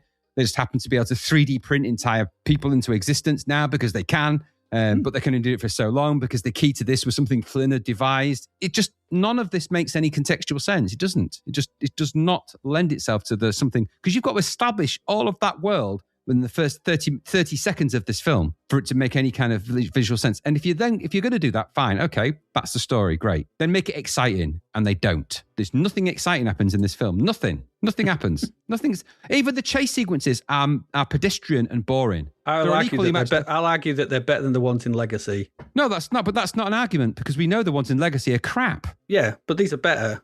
But they should have been. But that's like they're saying they're slightly better than the crap. Okay, yeah, I'll give you that. They're better than the crap ones in there. They're slightly less crap. The thing what I would say about, when we're talking about the Matrix and stuff, and the interesting parallel here is that this is the Matrix 3. Because the Matrix 3, well, if you think about what happens with Agent Smith, he comes out of the system, doesn't he? Takes over that guy. Well, no, he's never out of the Matrix. He's always in the Matrix, isn't he? No, because he comes out of that guy. That's in the second. Is that the second one or the beginning of the third one? Isn't it? That's the third one. The third one. He does it in the second one. He tries to kill Neo in the third one, doesn't he? And he comes out and then he blinds him, doesn't he? That's still hardly. You can hardly equate that one plot point to the entirety of this. But a lot of the Matrix, the second Matrix, third Matrix film is out of the Matrix. Most of the, like 75% of the third Matrix film is outside of the. That's the point I'm making. I'm not making whatever. But it's all set in Zion. Most of it. There's the big fight in Zion. I get what you're trying to say. I don't agree with it though, but I get what you're trying to say. I'm just saying, in light of how Tron 2 was like Matrix 2, Tron 3 shares a similar sort of flip like the Matrix does, where 1 and 2 are mostly in the computer world. 3 in both those trilogies, so flips it. I'm not saying it's good or I'm just making I'm just pointing out as an interesting parallel. What Ares is missing fundamentally is that it was about video games, because Tron was about video games. Ares takes it into this whole new weird dimension. Legacy, don't get me wrong, Legacy led it there, and they, this is the same writers as Legacy, so they've got the same problems, which is that they don't know when to stop, and so you end up with this overwritten, overcomplicated, gobbledygook world where they're desperately trying to make sense of it. So they lean into the iconography. So Recognizer, let's put one of them in the city, because everyone will remember that, because that's a big visual thing we can put in a trailer. Won't remember what it's called, though. Well, yeah, you won't. But then you think, the characters you establish in this are completely forgettable, including Ares, because he's almost has no purpose in this. At a certain point, he's just discussing liking Depeche Mode and trying to establish whether he's kind of slightly got sort of humanistic or human characteristics, or is he becoming slightly more humanized by the fact that he's, and it's just like, is that what you want to explore? We're going through this kind of, Ares is going through a fish out of water discovery in this world, and it actually turns out that this world is far more interesting than he actually thought. Really? That's the story of this? And so how are you going to make that exciting? What are you going to make that exciting? So you're going to have to bring in another bad person. So we've got another version of Clue, essentially, in this, which is the woman. I forget the name of the character. Athena. So Athena. So really this film should have been called Tron Athena, because Athena does more damage, she does more chasing, she does more, and she ends up chasing Ares, who by this point is superfluous. He may as well not be there because he doesn't do anything up to right towards the end. And it's the other character that they're chasing after, which I can't remember that character's name, because that's how you remember them. These characters in this are so disposable, you can't remember any of them. The film starts off with a sequence where Bridges is Flynn, a young Flynn. He's talking about the programs will one day leave the system and be unrecognizable as normal people. They will just be like people. They will be, they'll have this intelligence, convoluted like news sequence at the start. Yeah, right at the very beginning. That's his thing. So when you're saying that this needs to set that up at the beginning, it does set that up at the beginning, because that's the theme of the film. But it doesn't set it up, does it? Not in a way that makes sense. Well, if you're watching the film and you watch that bit and you're like, okay, so that's what this film's about, and that's what happens. Ares is 2 to 3 minutes of complete babble at the start with all that news footage that makes no sense whatsoever about all this stuff happening, and at the end of that, they establish the thing that you need in the last 3 seconds of that. No, because it's before the news section. Because it's when it starts off at the beginning, all that leads up to is the fact that woman is isolated with that weird tree thing. That's where it goes to. That's where it starts there. Yeah. So all of that is leading up to that. So conveniently, she has trying to get hold of the key to keep these things alive, and she happens to find it in an Arctic base for some reason. And then she triggers that, and that's what sort of triggers an entire extra process of things where it gets detected. But it all leads to that. But the theme of the film, as laid out in their very opening sequence, is the fact of Flynn talking about programs becoming one with the real world. Well, that's the very thing you hated about Legacy. Was it? I thought I hated Legacy because it didn't have anything to do with You said you hated everything about it. Yeah, exactly. You hated everything about it. But that's not what Legacy's about. Legacy's about Clue, and he's trying to make this perfect world, but it's about the ISOs appearing out of nowhere. But the ISOs when you're talking about plot contrivances, they're not though. They're not anything. That's the thing. They're just like they turn up and then they wiped out, and it's like, that was an interesting by story. It sounds explain to me why Ares goes into the original Tron world in Ares to find Flynn because he needs to. Because right, okay. So they lose the permanence code. Yeah, they come out into the real world. And the permanence code is what? The permanence code is the thing that they can inject into them. It's what she puts in the trees and the oranges. Right. The permanence code that for 2 entire films has never been mentioned by anybody. No, because they weren't making people in the real world at this point. No. But that only exists in. I'm presuming Cora died. Maybe. I don't know. She was in it towards the end of the film. So. There's a shot of contrivance and for plot, let's not call it contrivance. Let's call it for plot convenience's sake. Then that code exists now, and it's now something we're all looking for. Right. Yeah. So convenience number one. We have a plot device we have is something we've invented for this film only. Okay. So then when they lose that and they break out of the grid again, in that chase sequence, they break out the grid. Ares has only got 29 minutes. She's got 29 minutes in the real world. So they get to the tower and they beam him back in with like a few seconds left. But they're beaming back into the original system where Flynn is, because Flynn is living back on the old system. And he died. Well, he died on the other. I don't know. Yeah, exactly. Well, this is my point. So convenient plot armor number 2. Flynn didn't die. He just happens to be in the old version, which they can go back to, and it happens to be perfectly workable. So he gets there, and Flynn has the permanence code, and that's why he's gone to find him on the original grid, so he can get that and come out and be back to and not die after 29 minutes. Okay, so at which point out of any of that do you not think is there for pure convenience? All of it is. That's most plots. That's most TV plots. No, it's not most plots. It's not. This is not start, beginning, middle, end. You're talking about a third sequel to a film with established characters and established patterns. So you can't just throw in something at the beginning and go, by the way, we forgot to mention this permanence code. We can't make people permanent in the real world. There's never been any ambition to make people permanent in the real world in any of the previous films. It was mentioned maybe that the ISOs might, but there was never a plan. Now, it would have made sense. So let me explain something. Because I wonder what happens to Cora. She's in it. She's gone off she's in the film. Well, they mention it later in the film. Because they mention at the end of the film. He has a page of her, yeah. Yeah. She's on a motorbike journey with Sam. They've just gone off into the world. That's what they've done. Yeah. Just exploring the world. Did she last more than 29 minutes? Well, evidently she's an ISO. She's not the same as Ares. Now, the problem is, okay, so Clue would have made more sense for Clue to have been alive, and Ares was Clue. That would have made more sense. Or maybe Athena. Maybe they brought Clue back somehow, utilizing some kind of recoding technique that they could have just invented for the sake of plot convenience, because that's what they do in this film.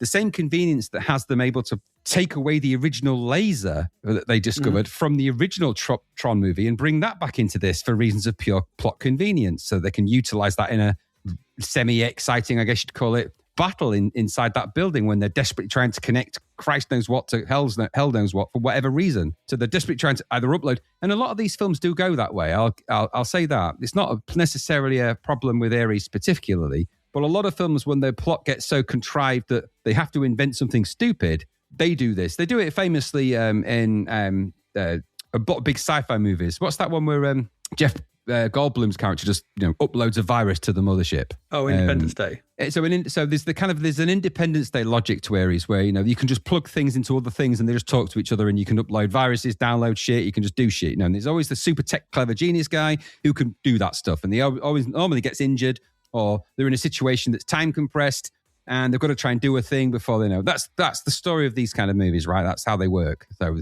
time compression. We've got to connect the thing to the thing or download the thing or upload it. Loads of not every movie, but there's movies where you've got the code to the bank or the bank's got to download the thing or we've got 30 seconds watching. Loads of movies do that. Okay, that's fine. That can work as a device in a movie to have that. But what's the point of Ares at this point? What's the point of his character? What is the point? Why is he an expressionless automaton all the way through? I mean, that's Jared Leto. He's not a terrible actor. He just plays this like he plays same character in Blade Runner 2049. Just plays this as a deadpan, uninteresting, flat, low profile, nothing. The fight sequences in it, boring and stupid. Oh, see, I thought the fight sequence were visually quite arresting in this. All those sort of trails and everything from the batons and stuff. I really like the sequence in this where he hacks into similar to what they do in Legacy in the beginning, where they're releasing that big release. I mean, they're re-releasing Space Paranoids. That did make me laugh. I was like, oh, good lord. Of course they are, because they mentioned it in the other movies, so they have to mention it. So they have to mention it, yeah. So I get that, but I did like whether that they have the big launch of that. But I really liked the representation of the sending in, hacking into the system, and it's Ares and Athena and that lot leading a team in, breaking in through the walls, going in and nicking stuff, and then the firewall coming back, and then it was other programs to stop them. I thought that was a really good, visual representation of if you're going to have something. The one thing we've said about the weird things about Tron does is like the weirdness of like anthropomorphizing these worlds to make them with humans in. But the sequence where they break in, I was like, okay, that kind of works on a visual level and works on a sort of theoretical level. I just like the idea that the programs are breaking in through the walls, getting the stuff and then getting back out. And if you're doing that as like saying that that's how a program would work to get in and visualizing that, I thought that was I really like that sequence. Yeah. And it's that's part and parcel of Ares's. And I know I know you're not on board. It's fine. I'm not saying you have to be, but I liked the way that it was essentially, like I said, it's like Data in Star Trek. It's an android, it's a robot, it's a thing learning to become human, which Data does over. It is the same thing. It's several series of things it never actually does. Yeah, but that's Star Trek's way of doing it. But this is, and I'm not sure Ares does, because I think at the end he's like, oh, I have a feeling something like, yeah, you get in there, but it's like, does he or does he not? I don't know, but I would like a sequel to this, I have to say. At that point, you sat there and you're thinking, who cares? Who cares about Ares? No, but you don't know at this point in the context of that story. Did. You can't tell me I didn't care. No, I'm not saying that. In the context of the story, you sat there and thinking, who cares? What does it matter? Ares' whole purpose in this film is pointless. To the point where at the end, it makes no difference whether he's there or not. That film could exist without him. It wouldn't make a difference. Wouldn't make any difference whatsoever. He doesn't really do anything. A bit like Tron doesn't really do anything in the first movie. They don't do anything. He doesn't really have a purpose. He doesn't. The AI is the enemy in this, right? The big AI, which is kind of an MCP type thing. Okay, I get that. So never mind Clue and everything else. In this version, it's an AI that's going to, and that's very of its time, 2025. Everyone's scared of AI. Okay, let's throw AI into the mix. Why not throw that complication in? Okay, let's do that. So when we've got AI, then we've got 3D printing. Well, people can 3D print anything they want now. Let's throw a bit of 3D printing in there. So now we've got that in there. Yeah. And we've got the military complex. We've got two warring companies now. So we've got Encom and we've got Dillinger's company. Mm-hmm. They're fighting for supremacy in this world. That's a very modern thing. That's very Elon Musk character.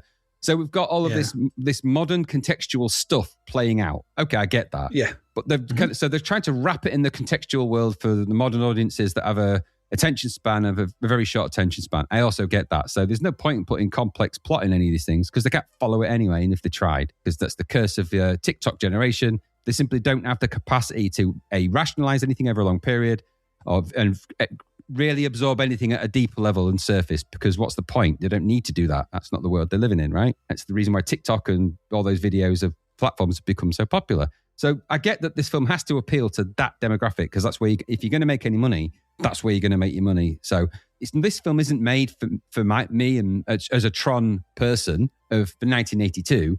This is made for somebody that's heard about Tron in 2025.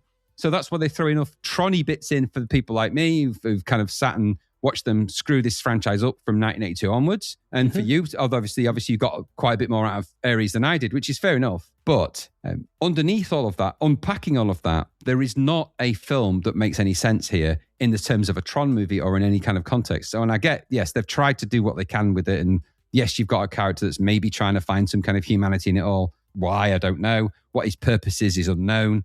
Where he came from and why Dylan just created him anyway. I guess it's an extension and he's kind of a super soldier, which sort of, but he turns on it. So it's very much there's a little bit of some of the more modern Avatar type movies where, the soldier that was the soldier is actually underneath that. He's actually, there's a little bit of that in there. So this film is literally cherry picking the bits of contrivance out of what it can, wrapping it in kind of a packaging that looks kind of Tron-like, throwing in giant iconographic moments in, so you've got a recognizer floating through the city, speeder bikes or laser bikes, and all of the sort of those things, light cycles zooming through, and police chases, chopping police cars in half, and all of that amazing stuff. And visually, I get it. It's very rich and very rich indeed. Is there enough Tron left in there? Enough of any of that Tron for it to make any sense in the Tron universe? No, there isn't. Because it's become so convoluted around whatever that was. And that's not the fault of Ares, that's the fault of Tron, that it was never really about anything. So now you've got a film that's compounded over Legacy, which is also not really about anything.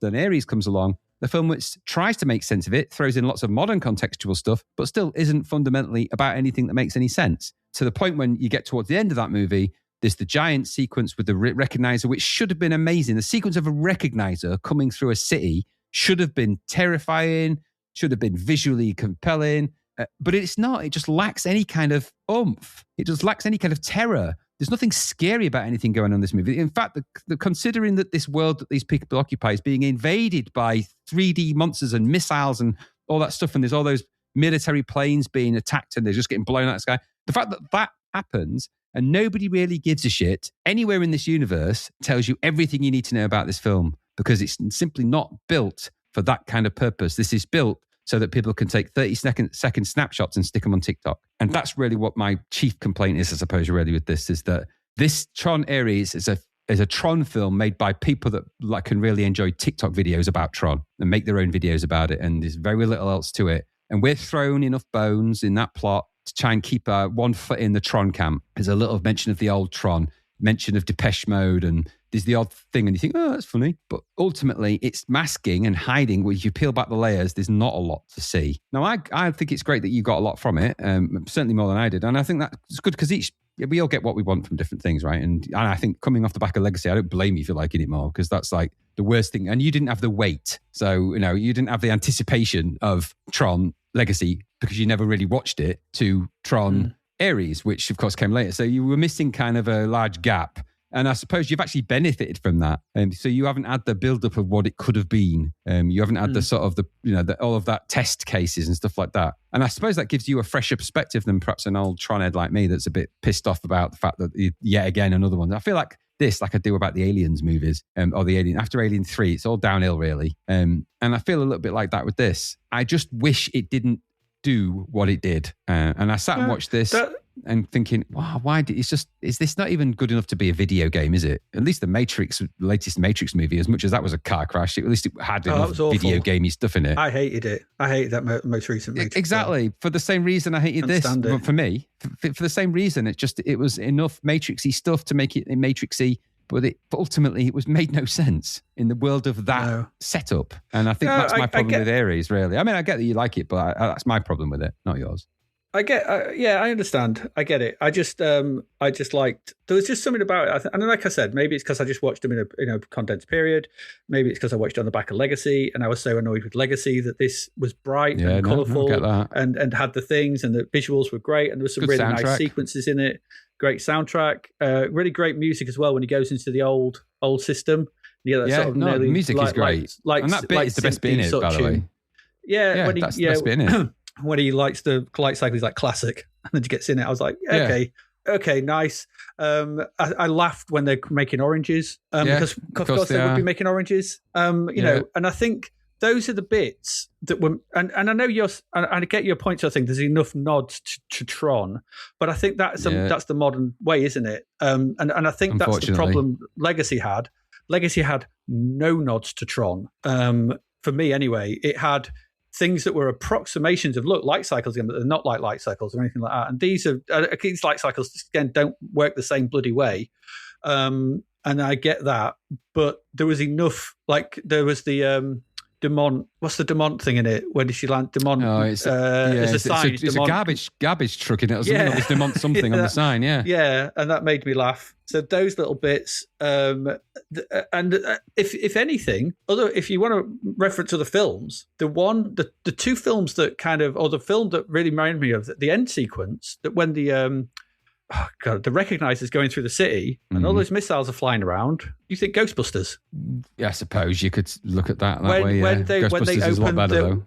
When you got the Stay Puft, but the bit before that as well, when everything's going around, you think when they open the containment system and all the ghosts are flying about. Well, I was like, yeah, but you could say King Kong, for goodness sake, if you're going to do that. No, but I'm just on about the things flying around and stuff. And I was just looking at it going, that's really Ghostbusters like. Just reminded me of Ghostbusters. Yeah. That's not. Wouldn't a bad surprise thing. Me if they probably borrowed that bit. Yeah, probably. But I'm not, and I get your annoyance with it. I do. I really do. I watched it again today for a second time, thinking, okay, was it just on the back thing? And I watched it again today, and I was like, no, I know what, I can take this. I can take this, and I quite like it. And I did have a nice, enjoyable couple of hours watching this. And for me, it's the little story in it. It's that thing what it sets up at the beginning, like it's not a new thing. It's bloody Bicentennial Man with Robin Williams, not very good, which is rubbish. I know, because it was mawkish, mawkish and sentimental and schmaltzy, and I didn't like that. But it's that notion of can an AI be as a person? Can it learn to be a human? Can it do that thing? We've explored in AI, for goodness sake. Yeah, that's the question. But that's what this does as well, and that's not a. It's not films cover that. Multiple films cover it. Multiple films don't cover these themes. There's nothing wrong with that. Yeah, they all do it better. Blade Runner does it better. Yeah, Blade Runner's another one. And I'm not saying this is as good as Blade Runner or Blade Runner 2049, because they're stellar films. Although I find Blade Runner these days a little bit boring. But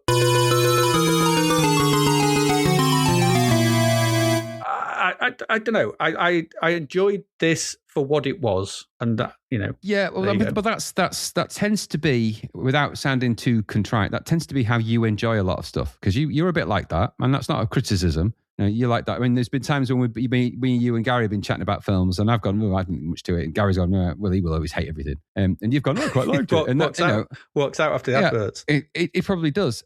But for me, I'll tell you, one thing is interesting with this, actually. It's quite clear that Disney and Marvel Marvel films had an influence here. Giant big thing in the sky, big city smashing things up. That's people turning into smokers. That's the Marvel thing.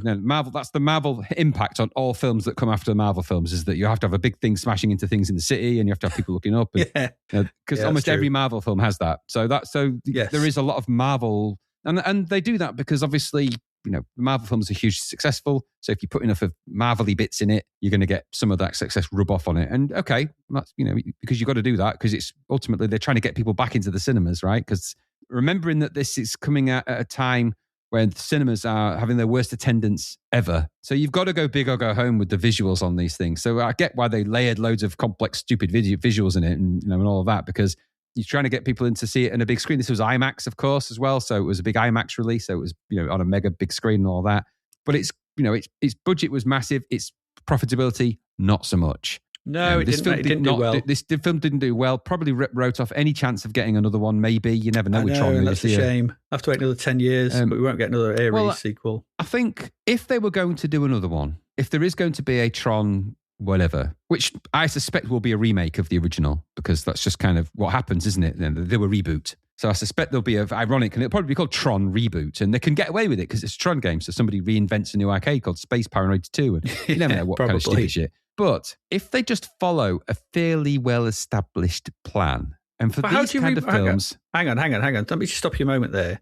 We've established that Tron makes no sense. How do you reboot something that makes no sense? That's what I'm saying, is that you follow a fairly established plan, and this is nothing to do with following what goes on in Tron. What you do have in Tron is a protagonist somewhere in there. You pick that person out, Tron or Flynn, one or the other, whoever that's going to be. Don't have to make it his son, or if you're making a reboot, whatever, it doesn't matter. But you have a character that's going on the journey of whatever that journey may be.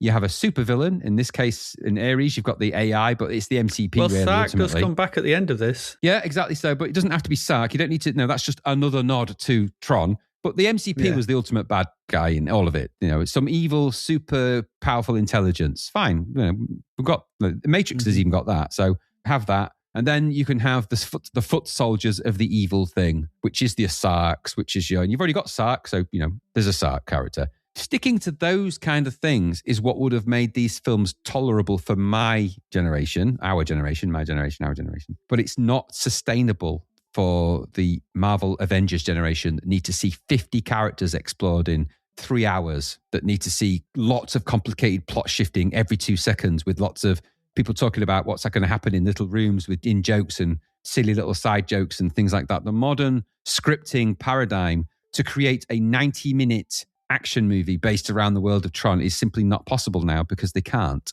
It's simply not something they can do. I mean, the original Tron movie is 100 minutes, I think, maybe 90 minutes, something like that. Something like that. Yeah, Tron Legacy was well over 2 hours. Ares is 2 hours 30, was it? Something like that. It was so fucking I don't boring. Think so. It might feel that way too. Tron Ares is really long. It's a really long film. Well long. Well, it's probably about half an hour too long. So it's a really long film. Let's have a look. And so you find yourself, maybe Tron Ares is 1 hour 59. Exactly, which is too long for a film of this type. Tron is right? 1 hour 36. Tron Legacy is 2 hours 5. Tron Legacy is the longest. There you go. Yeah, exactly. For the same reason I'm suggesting here, bring them back down to something palatable, something that's, work out how you can deliver the story and the characters in a decent time frame. And don't rely on throwing lots of visual cues from every single film you can think of in the middle of that to try and help it make sense, because it doesn't make any sense to do that. And then try and wrap in just convoluted story into convoluted story and then upping the ante on the bigness. So a big thing happens and a bigger thing happens and a bigger thing. You don't need to do all of that. They had quite a good central idea here. Person trapped in video game world needs to escape, and he has to find allies to help him escape out of that world, which is being controlled by a powerful AI. I mean, that's an old story, but that can be a good, well retold story with the right visuals, and probably has been a million times. If it's not Star Wars and those things. Can you imagine you don't have to imagine, the modern Star Wars films are an exact replica of the kind of crazy that happens with Tron Ares, to the point when you're watching these things unfold thinking, the Emperor did what? The Emperor's back? Somehow he returned. Returned. And that's kind of my point with Ares, is that it's that kind of film. Now, you can get enjoyment out of that, and you have, and that's great. And probably lots of people did. Not enough, but enough people did. I get it. But it is that problem. And I suppose what I'm trying to say is that my problem with it isn't just a problem with Ares. It's a problem with that, where they've taken something quite interesting and just thrown up on it and made this kind of throw up version. Look at Andor if you want to see a really good Star Wars thing. And I suspect there's probably a really good Tron TV series that could be made by somebody like Amazon. Go and make it. Because I think you could probably do a really good Tron series on TV. I don't know. I think you'd end up with Westworld. You might. That's unfortunate, actually, because Westworld did go that way, didn't it? And there's a few just lost to its own arsehole. Westworld started really well, first couple of seasons, and then I was like, what's happened here? Well, they tried to expand Westworld into a whole... Again, they're trying to make a big universe out of something that doesn't need to be, really. But I think Westworld would be... I mean, Westworld doesn't have the baggage of... Westworld is easier to make into a series and a show than Tron is, because Westworld at least exists in it's a theme park. We can picture theme park. Yeah. Like, I tell you what, the parallel to Tron, I think from what you're saying, is the Jurassic Park films, where every single one following the second one has been, it needs to do more, and it needs a Spinosaurus, it needs a Spicosaurus, it needs a Thisosaurus, it needs this. So you're building them, but you can only go so big. But the fact of what they forgot is that the first one was perfect. So you kind of like... Well, that isn't the case here. The Tron isn't perfect. But Tron had some good ideas, it's not the perfect film, but they just keep doing the wrong things. It remains the best one of the three, which tells you a lot about the other two, doesn't it, really? I think, safe to say. I mean, it is. I don't know whether, upon watching all three of them, it is probably my favourite of the three. I don't know if it's the best because it makes no sense. It's amateurish in places, and I think that's just my nostalgia.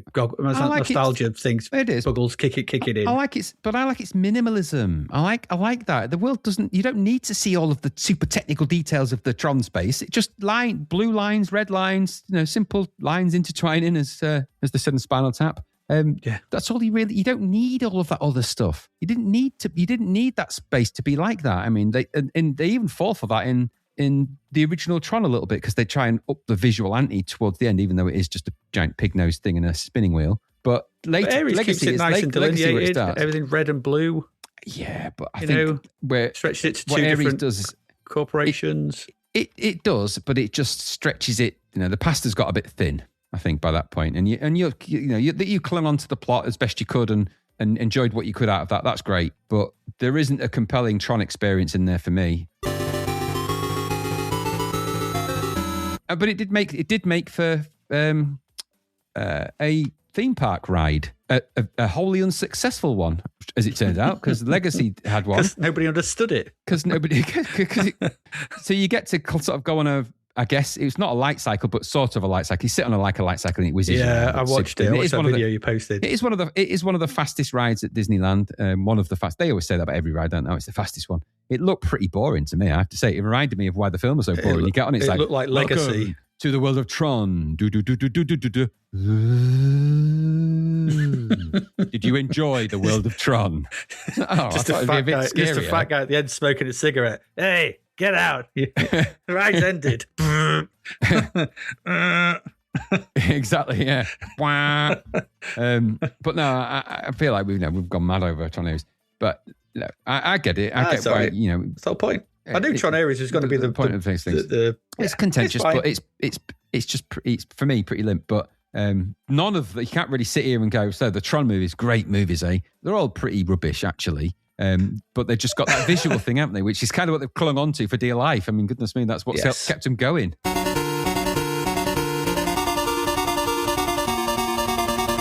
That's the thing where we can kind of start to sort of tie this up, because this is going to be a bloody long podcast. And I think it's that if we take anything from this, those visuals are what draw you back. It's when you saw that trailer, that snap trailer, that smart trailer for the Tron Legacy, and that appeared, and you were like, yeah. And then when when I went to the cinema, I can't remember when I went to see. I went to see someone with Isaac, my son, and we were watching. Oh, what did we go see? It doesn't matter what we went to see. And they had the Tron Ares trailer. Yeah. And I was just like, oh my God, that looks ace. Just look at that. Look at those visuals in the real world. And yes, I'm in for that. I never went to the cinema to see it, though, because I think I just never got round to it. It's weird, isn't it? Tron is such a weird license. And it will come back. It will. If the last 40 odd years have showed us anything, there is mileage in exploring the video artificial world. And, like you said, I think that's the thing with Ares, that Ares does try to do more than the others, is that tries to be a bit more contemporaneous with warring tech giants and the sort of, and like you said, especially with all this AI stuff, and it's like you talk to it, it's just a person. It's not. It's the large language model, or whatever they're called. It's just repeating back at you what it's just spewed out elsewhere. So it's not. So, but they're trying to convince you that it's people, and that's what this is. That's what Ares is about. It may be, but that may not be Tron, and I think that's your problem with it. No, it's not just that, but. In this world, in these worlds with these things, they're often outgunned by somebody, aren't they? Spielberg just outgunned them all when he did Ready Player One. If you're going to do a game based in a computer game world, Ready Player One did it, and it did it better than anybody else has ever done it. Oh, maybe. Well, I'm not saying it's perfect, but it's better than any of the others, and it's because it's Spielberg, so he could do these sort of things, and he just sort of went, I'll do a little, I'll go into one where people go in video games, and then when he does it, it's like, wow, okay, that's kind of... Wreck-It Ralph's the best. Yeah, no, I'm not saying it's the best. I'm just saying it's if somebody comes along and does it like that, or even Wreck-It Ralph, for example, and then these things come along, you look at them and you think, the visual language of these things is so stupidly overcomplicated that if you just look at Wreck-It Ralph, it's because it's based in old arcades, it's very simple. It's kind of easy to read. And Ready Player One is very visually complicated, but at the same time, you know exactly where you are in terms of the world space it's created, and it's amazing visually, in fact, more impressive than Ares. But these people have sort of shown them, look, you don't need to wrap it in all this complicated crap. Keep the story fairly straightforward, actually. Wreck-It Ralph's a fairly straightforward story. Player One is a really strange. And there's a few others like that, and this twists it into some kind of contemptuous space that and unforgivably makes a Tron movie boring. More often than not, it's boring. I mean, I know that podcast friend Gary literally hates this film with every breath in his body. I can sort of see why, but he hates every film. But he did get up and walk out of this one, I think. You think he did actually leave the cinema for this one? I think he did as well. But anyway, there you go. But that's a deep dive into the world of Tron. There, loads of stuff to talk about, wasn't there? It's way more than I thought. Yeah. I mean, that's going to be it's a good 3 hours. And the added bonus of hearing us achieve our Kickstarter in the middle of all that. Yeah, we did. But you know what? People are going to be like getting their money back. Like, they talk about is Tron, the stupid fools. But no, that is the new schmoo, isn't it? So, now, when we deep dive stuff, Adrian, we bloody deep dive it. We deep dive it good. We deep dived it good. We did. So I think there you go. I think that's a very good discussion of Tron.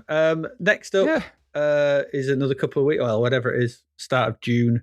We're going to do another 4 games from Commodore 4. So I can't remember what they are off the top of my head, and I haven't got them in front of me, so I'm not going to tell you. I did tell you last time, I think. No. Yeah, we said go listen to the last podcast. We told you before. Yeah, actually, no, the one before that, because the last one was the Zapped Live one. Zapped Live was good as well. We had a good time there. It was real good fun, that. Yeah, it was very good fun. But I think we're going to wrap up there. You know, I don't think we're ever going to agree on Tron Ares. It's fine. You know, we're not always too good to agree with things, are we? No, and I like your weird, like, you just like shit.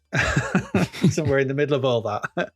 It's like, true. Oh, okay, thanks. I'm just a bit more easygoing, I think. I think you. No, I didn't mean it in that negative way. I think what I mean is that sometimes your tolerance of things is very different to my tolerance of things, and that's good because, you know, sometimes you can be a reality barometer that we all need a little bit, and to sort of actually you can just let things go. Don't have to be so serious. It was not like I took Tron seriously. I was annoyed that I couldn't enjoy it. It wasn't the film I wanted to see, which is I think my explanation for that. I think that if you had said nothing about it and I'd just watched it when it came out, I'd have probably gone like, it was all right. But I think you would have.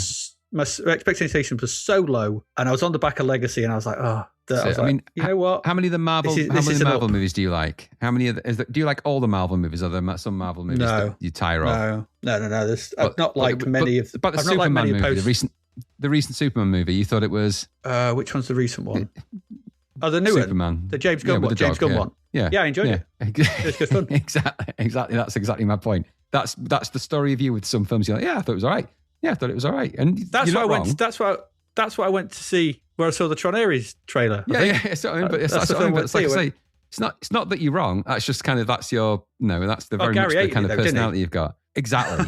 But it's everything. You can't judge anything by Gary what he says. Absolutely. That's true. He liked that new Obsession movie, which is apparently really good. So yeah, but that's him, innit? I don't know. Yeah, he's Mr. He likes that. That's true. Oh, we could talk for ages. We could literally talk for ages. We do this all the time. We do. And if you were at Zapped Live, everyone missed our what was our Go Wi-Fi song?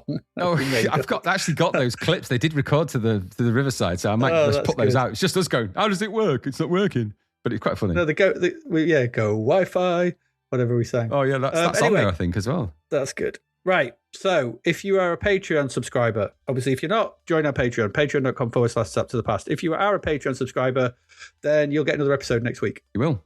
You'll get the Chinwag episode. I don't know what else to call it. It's just me and Graham. Chinwag. It's going to be like this, basically, but about films and anything we've watched and stuff. Yeah, about stuff. So if you like this kind of thing, then get on that Discord.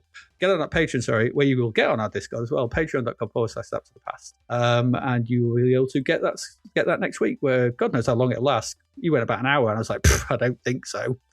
Once we get talking. So that'll be coming out next week for the patrons. If you're not a Patreon subscriber, then your next episode will be the next 4 games from Commodore 4, so that'll be beginning of June. And I think on that Tron note, there's only one thing to say, Graham. I have been Adrian Mills. And I have been the MCP, it seems. I have been Graham Raddings, no less. Yeah, and you have been listening to Zapped to the Past. We'll see some of you next week, some of you in a couple of weeks. End of line. Thank you for listening to the Zapped to the Past podcast. We hope you enjoyed our deep dive into the world of Commodore 64 games, as well as all the other amazing things we like to talk about, inspired, of course, by our lifelong friendship and journeys through all those fun games, times, TV shows, films, music, and everything in between and beyond. We will, of course, return very soon with another episode to explore more games and other exciting stuff. Until then, if you want to listen to all the previous episodes of the podcast, you can. Just go to our website at zappedtothepast.com and you'll find them all there. Alternatively, you can also find us on all the major podcast platforms, including Apple Podcasts, Podbean, Spotify, Amazon, Google, all of them. Just search for Zapped to the Past and you'll find us. We also have a Patreon, which gives you early access to ad-free episodes, instant access to our amazing Discord server, discounts on our zappedtothepast.shop merchandise, a shout-out, and even involvement in the odd episode or two, all for less than the price of a sandwich. Go to patreon.com/zappedtothepast and join in the fun at the C64 tier. We do always like to hear from our listeners, so if you'd like to communicate with us, you can contact us via the website at zappedtothepast.com, email us at zappedtothepast@gmail.com, or find us on all the usual social media platforms. And if you like what we're doing, you can like, share, and write reviews, because it really does help us out. Zapped to the Past is written and produced by Adrian Mills and Graham Raddings, and produced at the legendary Flaky Bits 2.0 studio. All opinions expressed in the podcast are those of the writers, and while we indeed love the Commodore 64 and everything about it, we are not affiliated with any particular Commodore 64 magazine or publication in any way. Stay safe, and remember, we play these games so you don't have to.